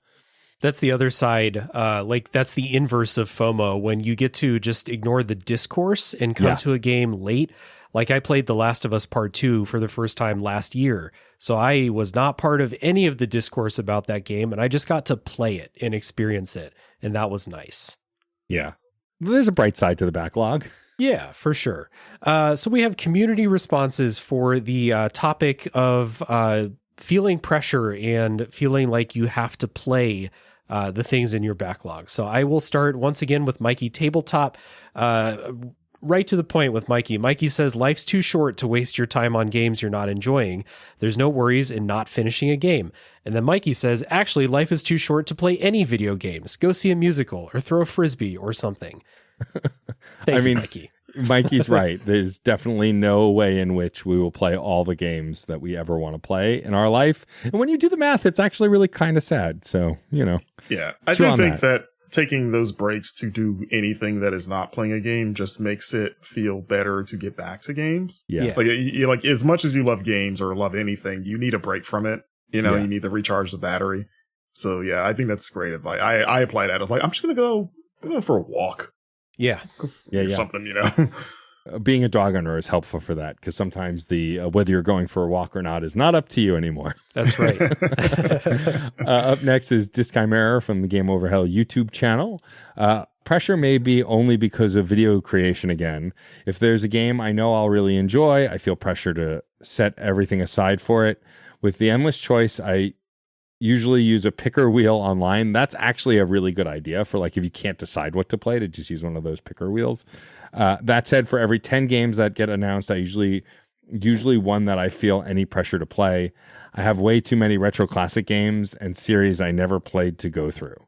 Yeah, that's legit. I mean, I have put it to chance the last time I streamed, and the reason I actually played Chance of Sonar this year, which, speaking of which, I still need to finish, is because I put it into it. There's an app that literally just picks games from your Steam library at random. And when I didn't know what to stream, I used that and it picked Chance of Sonar and I went, oh yeah, I got that as a gift. I wanted to play that. So like that is a pretty good way to like take the power out of the backlog a little bit and just kind of play whatever. See, we got Artful Scruff here says a little, usually because I want to finish one thing so I can start another, or so I'm ready for whatever the next new release I want to play is. Okay. So, Yeah. It is that sort of like, if you're trying to keep pace with releases, it's like, if I don't start this now, then you fall behind, and then everything starts to fall behind. If you're someone that's very strict about like, I need to get this done before this comes out, and I need to get that done before the next thing comes out.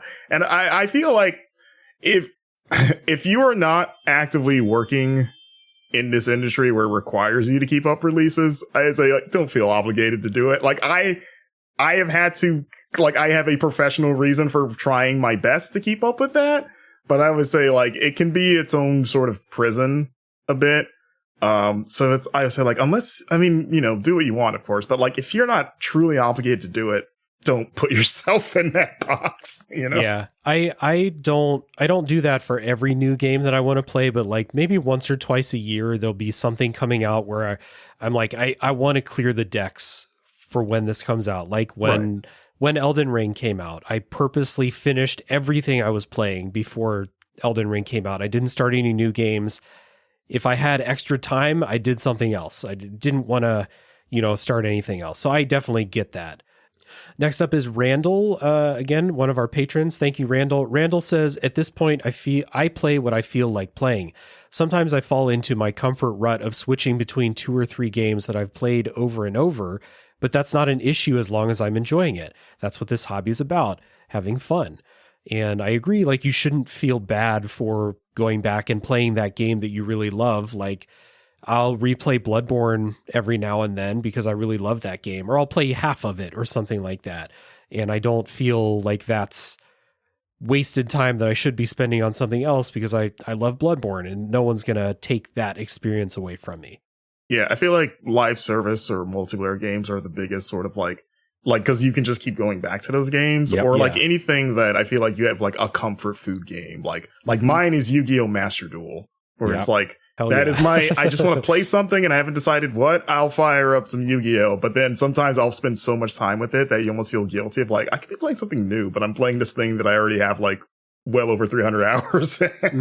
Yeah, I use Fortnite for that, and I'm anticipating the release of Marvel Rivals this December to become that for me. Because Overwatch used to be that game for me where like, I don't know what to do. Well, I'll just queue up for a couple matches with some friends. Now I'll have Marvel Rivals to do that with, and provided I enjoy it as much as I did in the closed beta, that'll be my like brain off, play a game. That's not my backlog. But to that same effect, it's like, I'm going to play this for a few hours. 4 hours later, it's 2 a.m.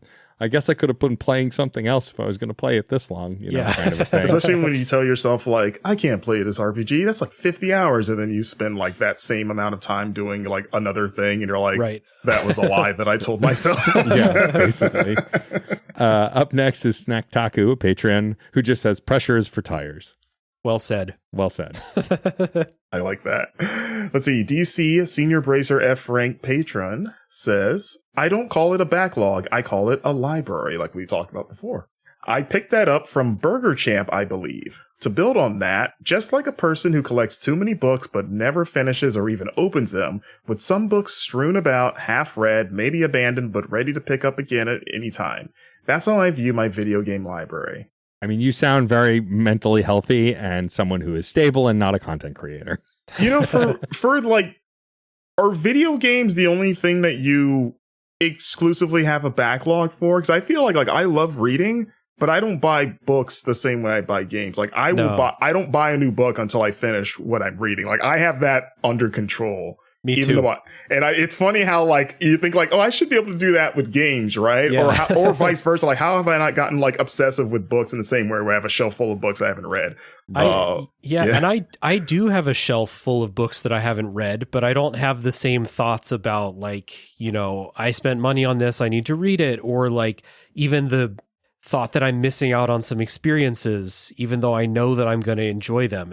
You're right. It's weird that I think about them differently. And it's not like it's more difficult to buy books. It's just as easy to go on Amazon and buy books as it is to go on Steam and buy games.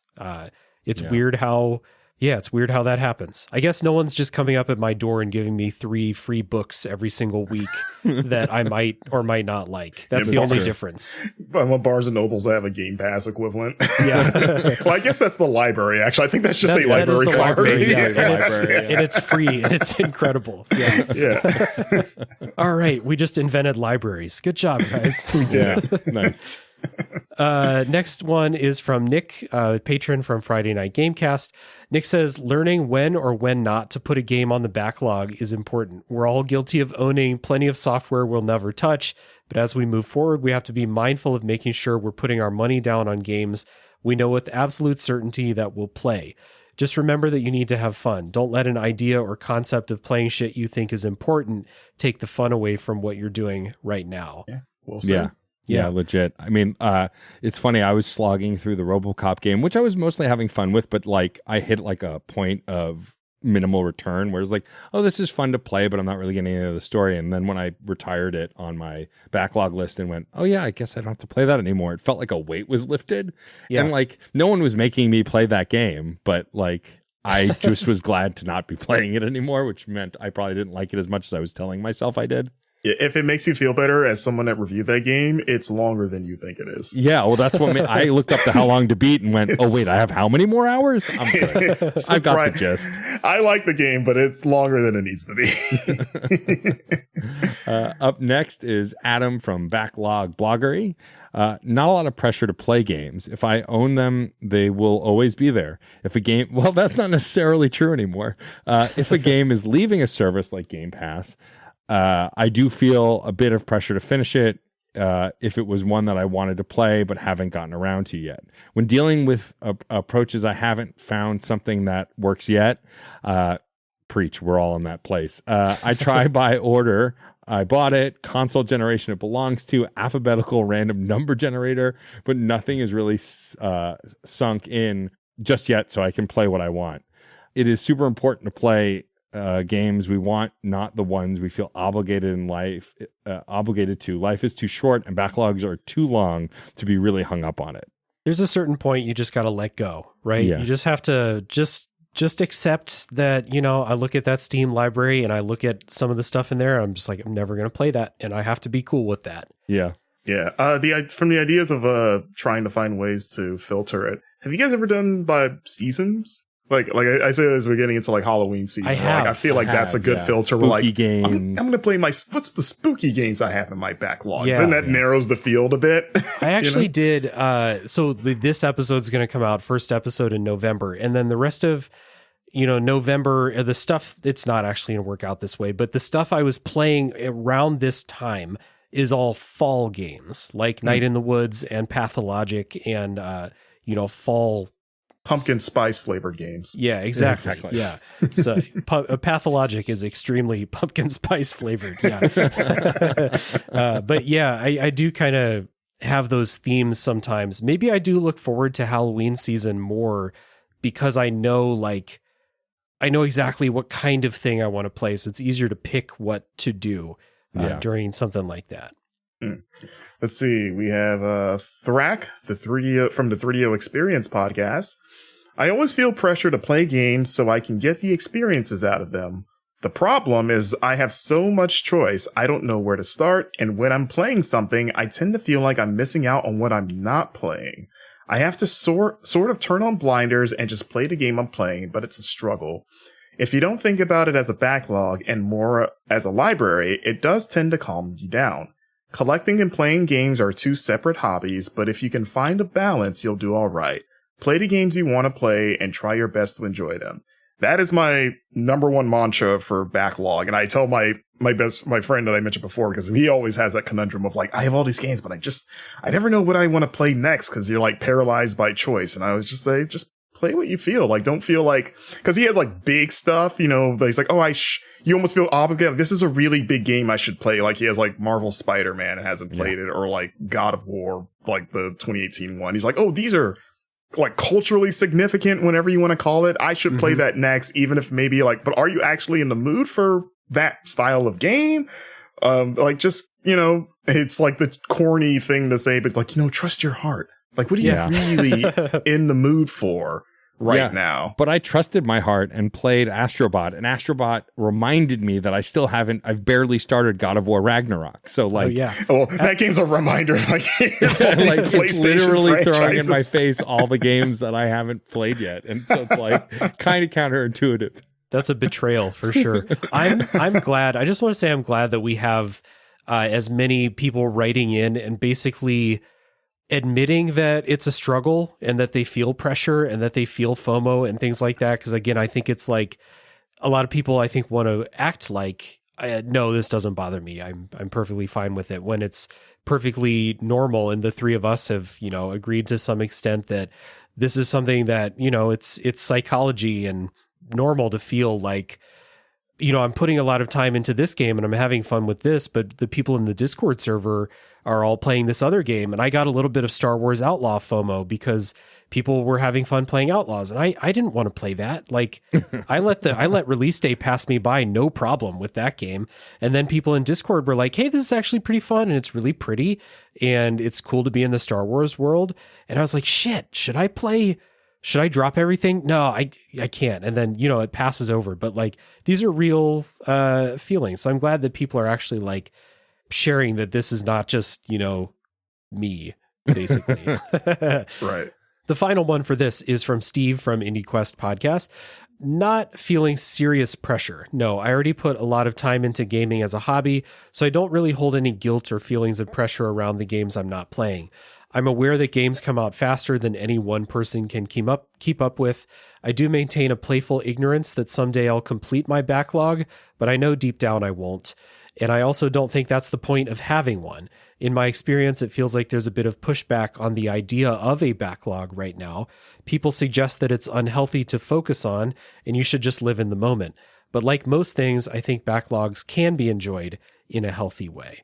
Yeah. Do you guys have have you had that conversation with yourself where you paint that dream scenario of like the day I finish my backlog, or the situation in life where like I'm retired and I have all this free time, I'm going to finish my backlog. And I feel like if I had unlimited time and money, I would not, because there's other things I want to do. Right. Like, it's like I like traveling and seeing, like going out and seeing stuff, and that eats up time. So like, even if I was in the most ideal situation to finish my backlog, I won't, because there are other things in my life that I like devoting my time to. Yeah, like the idea that I'm going to sit down like Thanos and just kind of like just bask in everything being complete. The plan is finished, and Your now backlog farm. Now I can live, on the backlog farm, Yeah, it's like life happens so often. It's like I just talked about going to PAX West, which was a blast, and I had a great time. But I bring 3 portable consoles with me, played one of them on the flight out there, and never touched the rest of it. I mean, to be fair, I got motion sick on my flight back at the beginning of the flight, so I couldn't play. But like, I always go with this idea that like, oh yeah, I'll have downtime, and then I'll play all these portable consoles while I'm out there, and then I never touch a damn thing. Yeah, you're like, oh, I'm going out with friends. Like, we're going to go grab dinner or something like that. I'm not in my hotel room playing my Switch. No, absolutely not. Yeah. Even when I took an entire day off when I was at PAX East, I didn't go to the convention. I barely did anything during the day. I still wasn't playing games in the hotel room or anything like that. I was taking a nap. So it's wild how we keep telling ourselves that. Because even I usually bring just my Switch. And even on the plane, I'm like, yeah, I'm going to finish this game on the plane. And then odds are, like, I'm sleeping, or it's like, oh, they got this movie I've been wanting to check out. I'll watch that. Exactly. And then, like, a third of the flight is actually playing games. Exactly. So those are the community thoughts about the idea that we feel pressure or an obligation to play them, or stress about the idea that you'll never play everything on your list. And if people heard that and they're interested in another tactic toward tackling the backlog, I just want to give a quick plug for an episode that's going to come out at the beginning of 2025.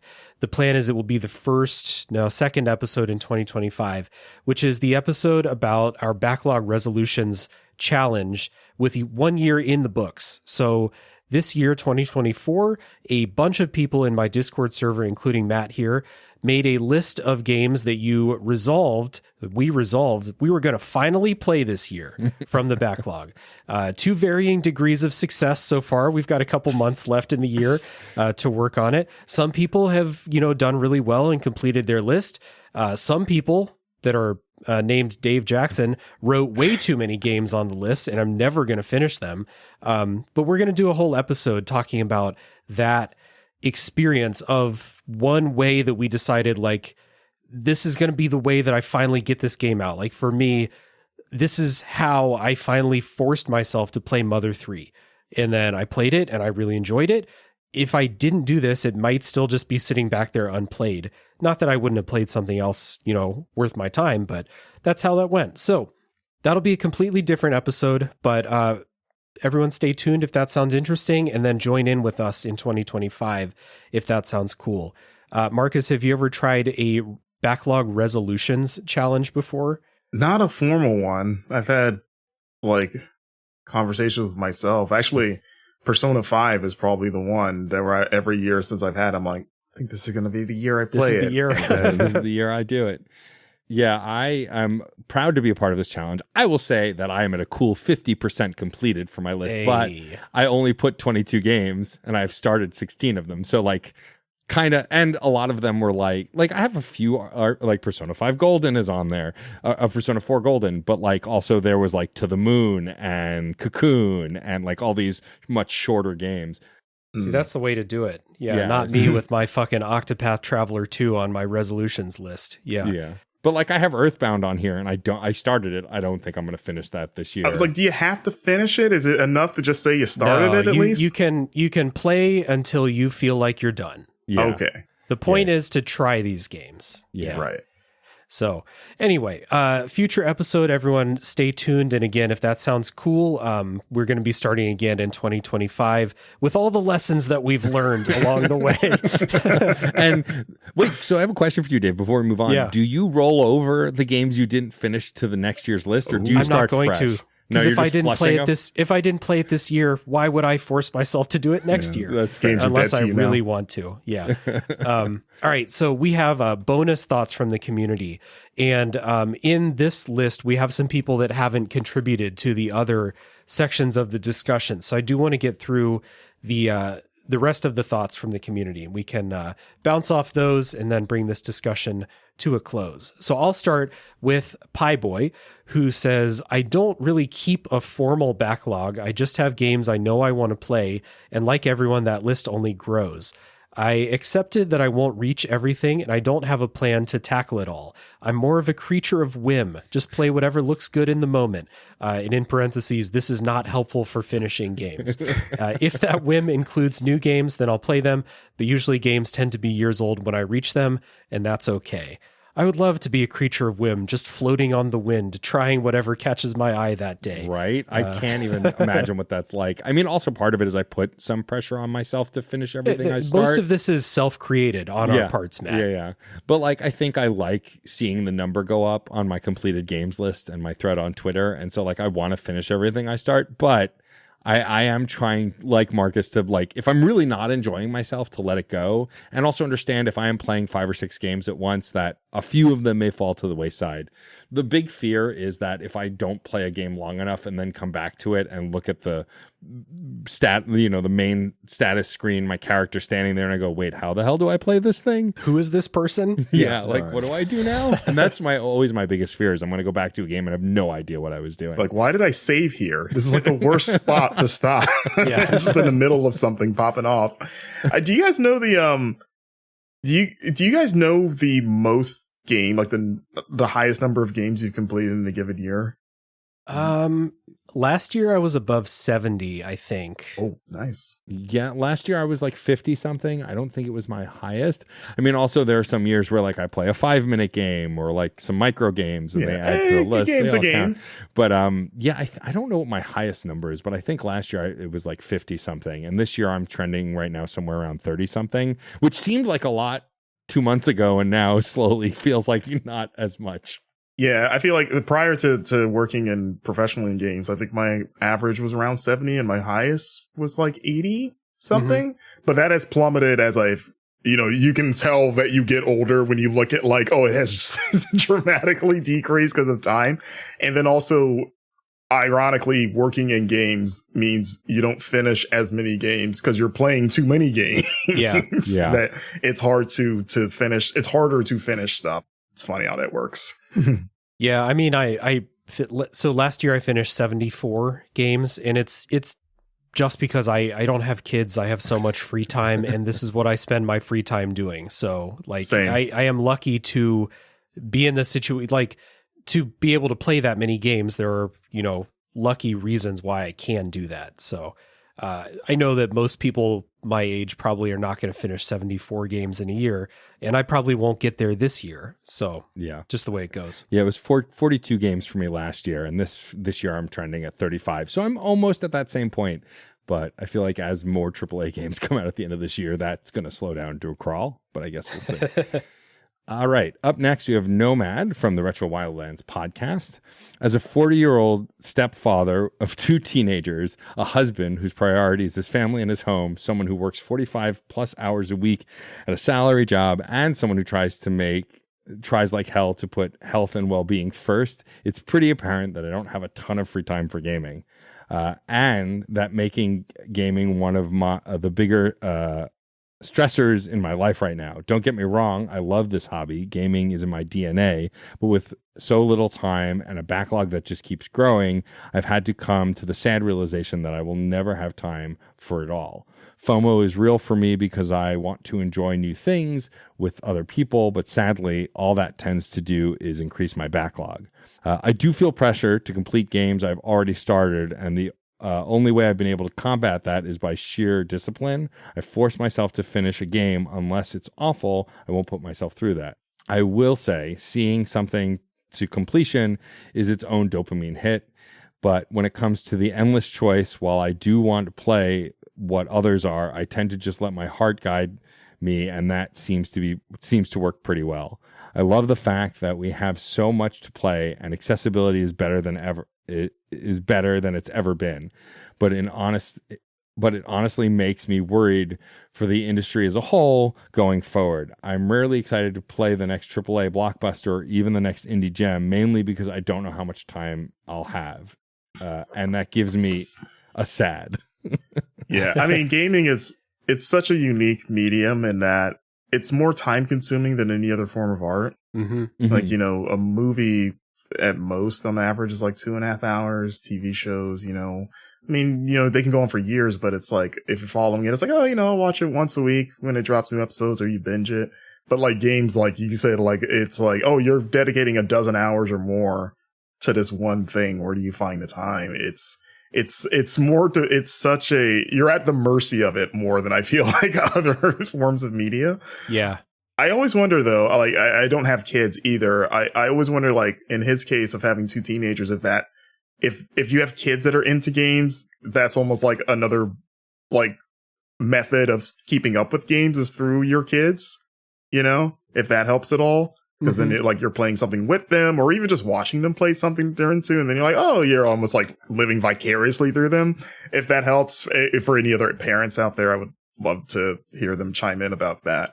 But yeah, that is something I think about, like, if and when I ever have kids, like, how that affects your gaming time. I mean, obviously it will take a gigantic hit, because that's just how life works. But I think that, like, even if you do have kids that like games, like, their interests might not align with what you would want to play, like your own interests as a gamer too. So if it does, then that's really cool. But if it doesn't, then you start to get into that situation where, like, I don't know, seems like things come out and they just kind of, like, they pass you by, or you buy them, but they go in the backlog because you don't have a ton of time to play them. And yeah, it all sounds very real what Nomad's talking about. Yeah. Next up is Aliasy from the Discord server. So they say, think of your stack of unplayed games as the hump of a camel. It is not shameful to have them. It means you have fresh stuff to play when the new game releases seem unappealing. That's a good, first of all, never heard that metaphor before. That's good.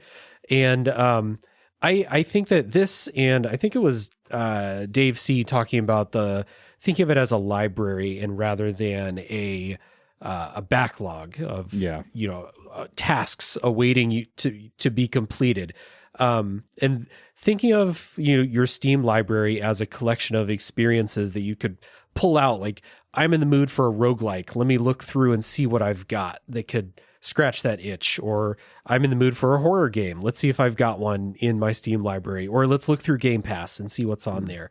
Approaching it that way is a really healthy way to look at it. I actually had that with Alien Isolation because I've never played it, but I owned it for years. And then I saw Romulus and I've been in an Alien mood since then. Yeah. And like, because I've rewatched Aliens before and it's like, that movie still kicks ass. And then Romulus, man, this is great. And I was like, man, I want more Alien. Wait, I should play that Isolation game that I've had forever. And then spent like an evening going through that. And that was an example of like, I'm not playing this out of like an obligation. Like I need to check this off a list. It's just like, man, I have an experience at the ready that is like going to scratch this very specific itch that I have right now. And that felt like really nice because it was like, I don't even know if I'll stick with this or finish it. But for now, tonight, this is exactly what I want to be doing. Yeah. I did the same with the Mad Max game after I saw Furiosa. I was like, I have that on Steam. I bought it a year ago. I thought about that too when I saw Furiosa. Yeah. And then I saw Deadpool and Wolverine and played a like 20-year-old Wolverine game. Yeah. Totally the same thing.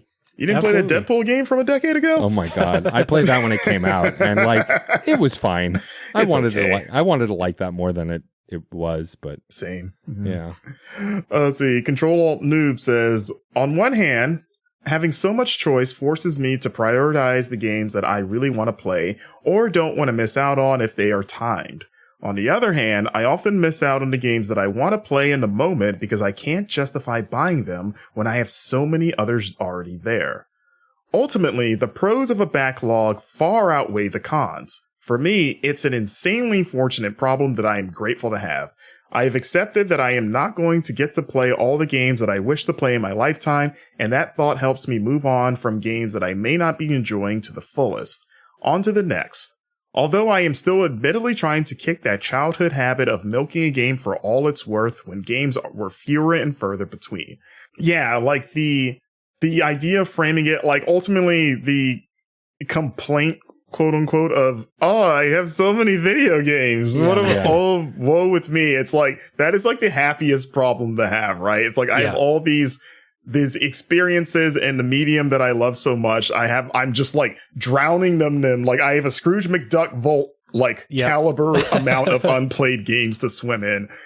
Is that like just the ultimate like first world problem of, darn it, I have too many video games to play? Yeah, it's an insane position of privilege to even consider that an issue or a source of stress, like we've talked about throughout this. Right. And I think that's the moment when you realize it's like actually like physically stressing you out. That's when you kind of have to, I think you should re-examine like your relationship with your backlog and with gaming in general. Cause it's like, this is supposed to be fun. You know, this is supposed to be like a leisure activity, right? It's entertainment.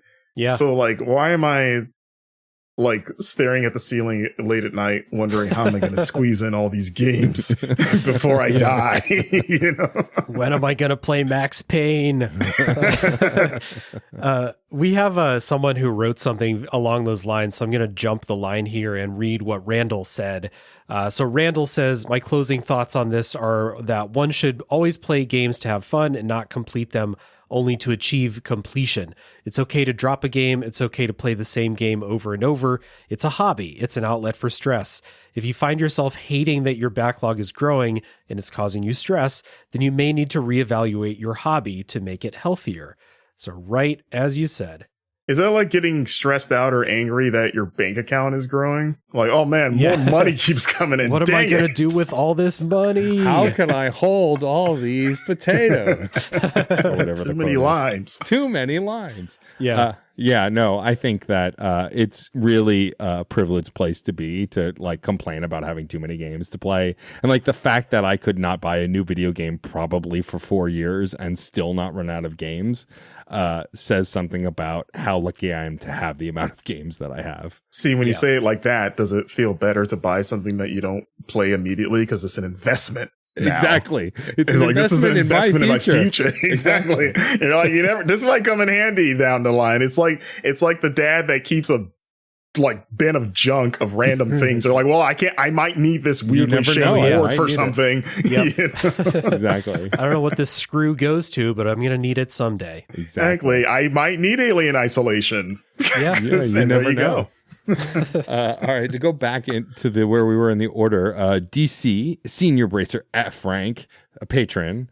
I approach the endless choice of games to play by usually two methods. One, I ignore that feeling and keep chipping away at the longer games I'm playing. Healthy.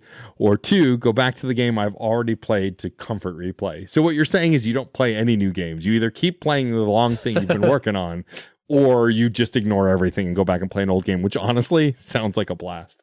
Yeah. Why not? Let's see.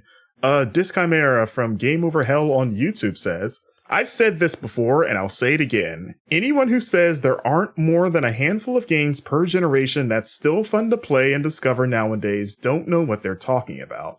For passionate games fans, there is so much to discover in previous ones that content discovery algorithm aside, I don't think there's any need for the urgency and focus on only what's coming hot. And of course, being stuck in the past and saying only retro stuff is good is also kind of sad. This goes for all kinds of entertainment media. Agreed. Yeah. This whole conversation spun out of the idea that we're just like blessed with an incredible number of games to play all the time. And whether you keep up on new releases or whether you're rediscovering games from the Super Nintendo like I am, there's still so much, and it's all, well, I wouldn't say it's all more available than it's ever been before, but like there are more games at your fingertips right now than there have ever been before. And tomorrow that number is going to be bigger. So trying to like kind of just reset and kind of just take in the situation and, you know, realize like, okay, what if I do finish my backlog? Well, there's still a bunch of PlayStation 2 games I'd like to play. Am I going to get stressed about that? Like, you know, trying to refocus and maybe not be floating in the wind, as Pie Boy said, a creature of whim. I don't think I can do that, but kind of refocusing and just kind of viewing it as like, hey, I just saw a Mad Max movie. It'd be really cool. I have a Mad Max game on Steam. I should just check that out. Like, following those ideas, even if you're not going to, like the way I consume things, I'm not going to play the Mad Max game for 2 hours and then never touch it again. I'm probably going to finish it and do a podcast about it because that's what I like to do with this hobby. So whatever it does for you. Yeah, I think like there's always going to be games that shut you down that like as soon as it comes out, it's the priority. For me this year, that's the Veilguard, right? Still the dumbest name for a video game ever, but I love the Dragon Age franchise and I love BioWare. And mostly, and I have had a few friends who say this, as much as I'm sad at the state of BioWare lately, I also am a fan first and want to win for that company so bad. And so I'm going to drop everything to play that game because I love Dragon Age and I love Mass Effect and I want to see what that team is doing. But not every game has to be that game. Like I say, I'll do that for Mario Luigi and I say I'll do that for Zelda, but it's just as likely that those games may come and I may buy them, but I may not play them. And I think that's okay. And I think letting go in that way, maybe having like one, like Dragon's Dogma 2 was that earlier in the year, like having a couple of those games a year that are like your end all be all that you'll drop everything for, I think is healthy and fun and exciting, but making every new game that game, less so. And I think maybe knowing that distinction is helpful, and also having those couple of goalpost games lets you let the other ones fall to the wayside a little easier, like, and get to those when you get to them. Right. Unless you're rich and you can afford to buy everything as soon as they want. Right. Well, it's a good point. It's like part of the reason I'm not super, you know, freaked out about like, I'm not going to play that Zelda game when it comes out, even though I like Zelda, I'm not going to play it because Metaphor comes out like 2 weeks after that. And that's the one I'm shutting everything down to play. Right. So like, I'm okay with the fact that I'm going to miss the Zelda game. There's another one at the end of September that I'm not going to have time to play. And I'm going to have to finish the Plucky Squire before that comes out so that I can, you know, dedicate, because that Metaphor is going to be really fucking long. I already know it. So I'm going to have to set aside the time to do that. So I did that for Elden Ring DLC earlier this year. It's the only 2 games that I've like really cleared the decks for like that. So it's good to kind of prioritize a couple rather than I can't even imagine like trying to stay up on every single new thing that comes out, especially if it's not your job. Yeah. And even as someone that it was my job for a long time, it is still an impossible task. Yeah, it is. So, any closing thoughts on the topic of the backlog here and the idea that, you know, we have endless choice now, you know, the three of us, and, you know, especially gaming on PC or taking in the sales, or if you have Game Pass or PS Plus, you're just going to collect a lot of stuff. Any closing thoughts on the approach or how we think about this? Yeah, I mean, I think that one of the last questions helped frame it, of just like, I think it ultimately comes down to your mindset on it, right? It's like, if you want to view it as like this weird anchor, then it can become that and become this source of stress. But the moment you sort of flip the script and think about like, no, actually, this is an incredibly like happy like reality to be in, and like a privileged reality that suddenly like I have so many options to engage with this hobby that I love so much. That's like great. So like, don't let it slip into that situation when it becomes a problem. Because I think once you get into that more positive mindset, then I think everything else will kind of start to fall into place in terms of how you manage your time and, you know, how you engage with games. Like, if you maybe don't feel like you need to force yourself to finish everything, you know, like just focus on like, tackle it in the way that makes you the most happy. Like, that's really what it should come down to, right? And not out of any other sort of obligation or peer pressure or whatever it may be. Like, just hit it the way it's gonna be there no matter what. So just take your time and play it the way that makes the most sense and is the most fun for you. Yeah. I mean, I kept cracking jokes about how I blacked out and bought Astrobot. The reality was, like, I was putting this pressure on myself to finish Outlaws first because, like, I have to. I started it. I want to write an article about it. But then I went, I don't have to do anything. Like, I'm an indie podcaster. I control the flow of our work. I can write an article whenever I want. Like, I'm not doing it for ad dollars or anything else. Buy Astrobot. Enjoy it. Enjoy the game. And I did. I played it almost all day Saturday and had a blast. And, like, that should be the priority for gaming, is not the backlog, not what you need to get done and when you need to get it done for. Those things will still be there whenever you get to them. Just play what you want and have fun, and let the backlog be a library. Let it be a catalog of the things that you will eventually get to play. Or not. It'll be the things that you will be able to select from, depending on what's catching your eye at the time. We'll pass it down to our children. They'll finish it for us. Exactly. Right. It's a video game debt library. Exactly. It's like, son, do what I could not. Well, this has been a really good conversation, and what I hoped to dig into with this topic. And, being that the name of the podcast is Tales from the Backlog, I figured it was time to do a discussion about how we approach the backlog and things like that. So I thank the both of you for coming on here and, having this conversation with me. Matt, it's great to have you back. Marcus, it's great to meet you and have you on for the first time. So thank you both. Thank you. I'm glad to be back. I had a blast chatting. This was a fun conversation. Same. This was awesome. I never really had a deep dive discussion about backlogs. This was a lot of fun. There we go. And yeah, love to come back anytime you'll have me. Awesome. Sounds great. Now, I'm not going to get out of here before letting you two plug the things that you do and where people can find you. So I know Matt has an entire speech prepared here, so I'm going to kick it to you first, Marcus. Tell people about what you do and where people can find you. Yeah. Until recently, I was an associate editor at Game Informer magazines. Still very much active in the space. Love professional games writer, podcaster, streamer, personality. You can find me in my goings on Twitter. I'm at Marcus Stewart 7, which is the number 7. You can follow my Twitch channel, which is Marcus Streams Games. And yeah, I am freelancing, but also actively looking for a full-time gig. So if you work in an outlet, PR, comms, I don't know, consulting, mock reviews, whatever. If you got a need for this face and this brain filled with game knowledge, hit me up. DMs are always open. Yeah.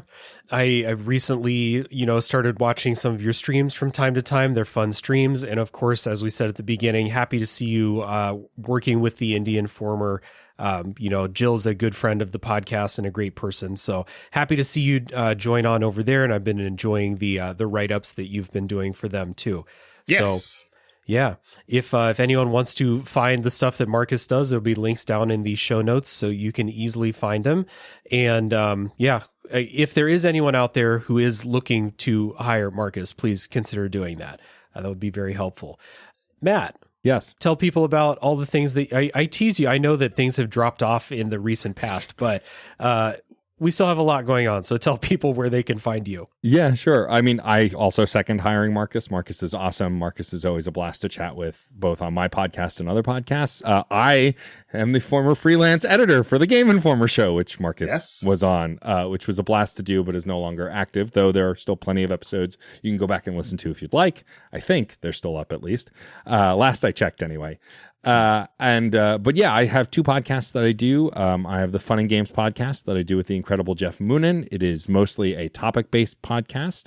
Jeff is my co-host, and we recently went to, as of when recording, PAX West, and have a whole special coming out about that. But if you want other jumping off points from folks here, Marcus joined us on a retrospective all about Spider-Man in honor of Spider-Man 2 coming out, which was a really fun chat, talking about the Neversoft Spider-Man game, which Marcus at the time had recently replayed, and is like the weirdest Spider-Man game. It's really good, but like Venom is so unhinged in it in a way that, like, honestly, it was a foretelling of the Tom Hardy movies, I'm convinced, because like pretty same level of unhinged. And then Dave was most recently on for a retrospective on the Xbox 360. We do tons of retrospectives. We interview game devs, composers. We talk about signposting in games, all sorts of other different topics. It's really a blast. And then we also have a sub-series in the feed called Side Quests, where each episode a different host talks about a game they love and why they love it. Marcus did an incredible episode on Final Fantasy X. Dave has done way too many episodes to list at this point. But I think your most recent one as of this recording is Rain World. Is that correct? I did do one on Rain World. Oh, no, you did one on Picross 3D is the most recent That's one. right, That's right. And then also my other podcast at Reignite, I alluded to it earlier. It started as a Mass Effect podcast where me and my co-host Frankie Bradley Lestrange went through Shepard's story as if we were Shepard and discussing the choices we make. We then went on to Andromeda and then Dragon Age Origins, and we are now, as of this recording, playing Dragon Age 2. But in the first time in the history of the podcast, are also current with the news cycle, because there is a new Dragon Age coming out by the time you're hearing this, probably almost out. And it is, so we are doing news updates about that game, and we'll, at the end of the year, at some point, probably talk about that game in a shorter format before we cover it in a long format in chronological order for the series. So you should definitely go check that out as well. I'm on all social media platforms as DJ_Stormageddon. You can go to DJStormageddon.com to find all of the podcasts I just mentioned and more. I've also been on Tales from the Backlog, but you know that already. I've done how many episodes now, Dave? Like too many. 5. Yeah, just too many. If I'm not counting anymore. Yeah, I'm done. If I had to recommend one, though, I think folks should go back if they missed it and listen to our Yakuza chat, because I got to choose a topic and I said, let's just talk about the entire Yakuza franchise for an hour. That's right. Yeah. And then you were here for Like a Dragon Gaiden for that episode. Yeah. You've been here many times before, and we have another one in a couple months too. Yeah. So yeah. Can't get rid of me that easy. Yeah. All right. Well, high recommendations for everyone listening to check out everything that Matt is doing as well down in the show notes. There'll be a bunch of links because we're a bunch of busy people on the podcast here. But definitely appreciate the both of you coming on and taking 2 hours to talk about this. Wouldn't be Tales from the Backlog if it wasn't 2 hours long. So here we are. But this has been great. If people would like to support this show, ratings and reviews are really helpful, especially on Apple Podcasts and Spotify. Likes and comments on YouTube are helpful. If people like to listen to the show on YouTube, you can join the Discord server and join the Backlog Resolutions Challenge. You can get in a little bit ahead of when the 2025 challenge begins. Otherwise, just talk about the games you're playing. We have a great community in there, and there's an invite link down in the show notes. And last but not least, if you'd like to support monetarily, that's at patreon.com/RealDaveJackson. Lots of cool stuff going on Patreon. You can pick games from my backlog to put in polls at the highest tier, but every tier gets to vote in those polls, so you get to choose what from the backlog am I going to play, and help me on the Sisyphean task of making a dent in the backlog. It just keeps getting bigger. We're not making any dents. It's negative dents. There are I don't know what the word is. It's expanding. It's growing. It hungers. So thanks everybody for listening, and tune in next week for the next game to come out of the backlog.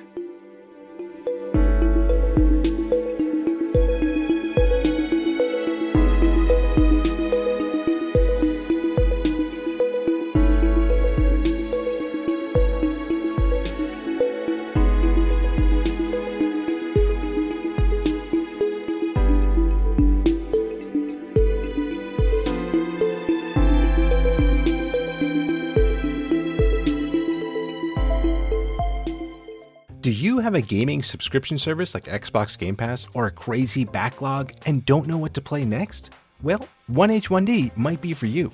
Join me, Chris, and my college buddy Tom as we play a random game or a requested game for an hour and decide if it's worth playing past that hour. We go over the good, the bad, and maybe some little tidbits about the development you might not have known. Got 30 minutes? Give us a try, and if you like it, throw us a 5-star review. Try something new.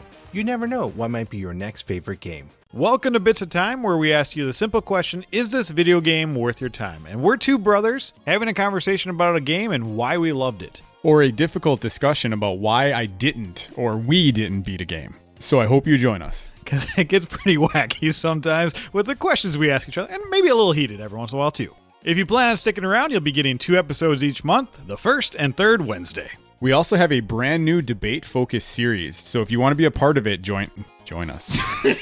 Yeah, join us.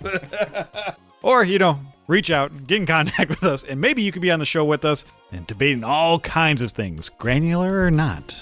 We'll see you then.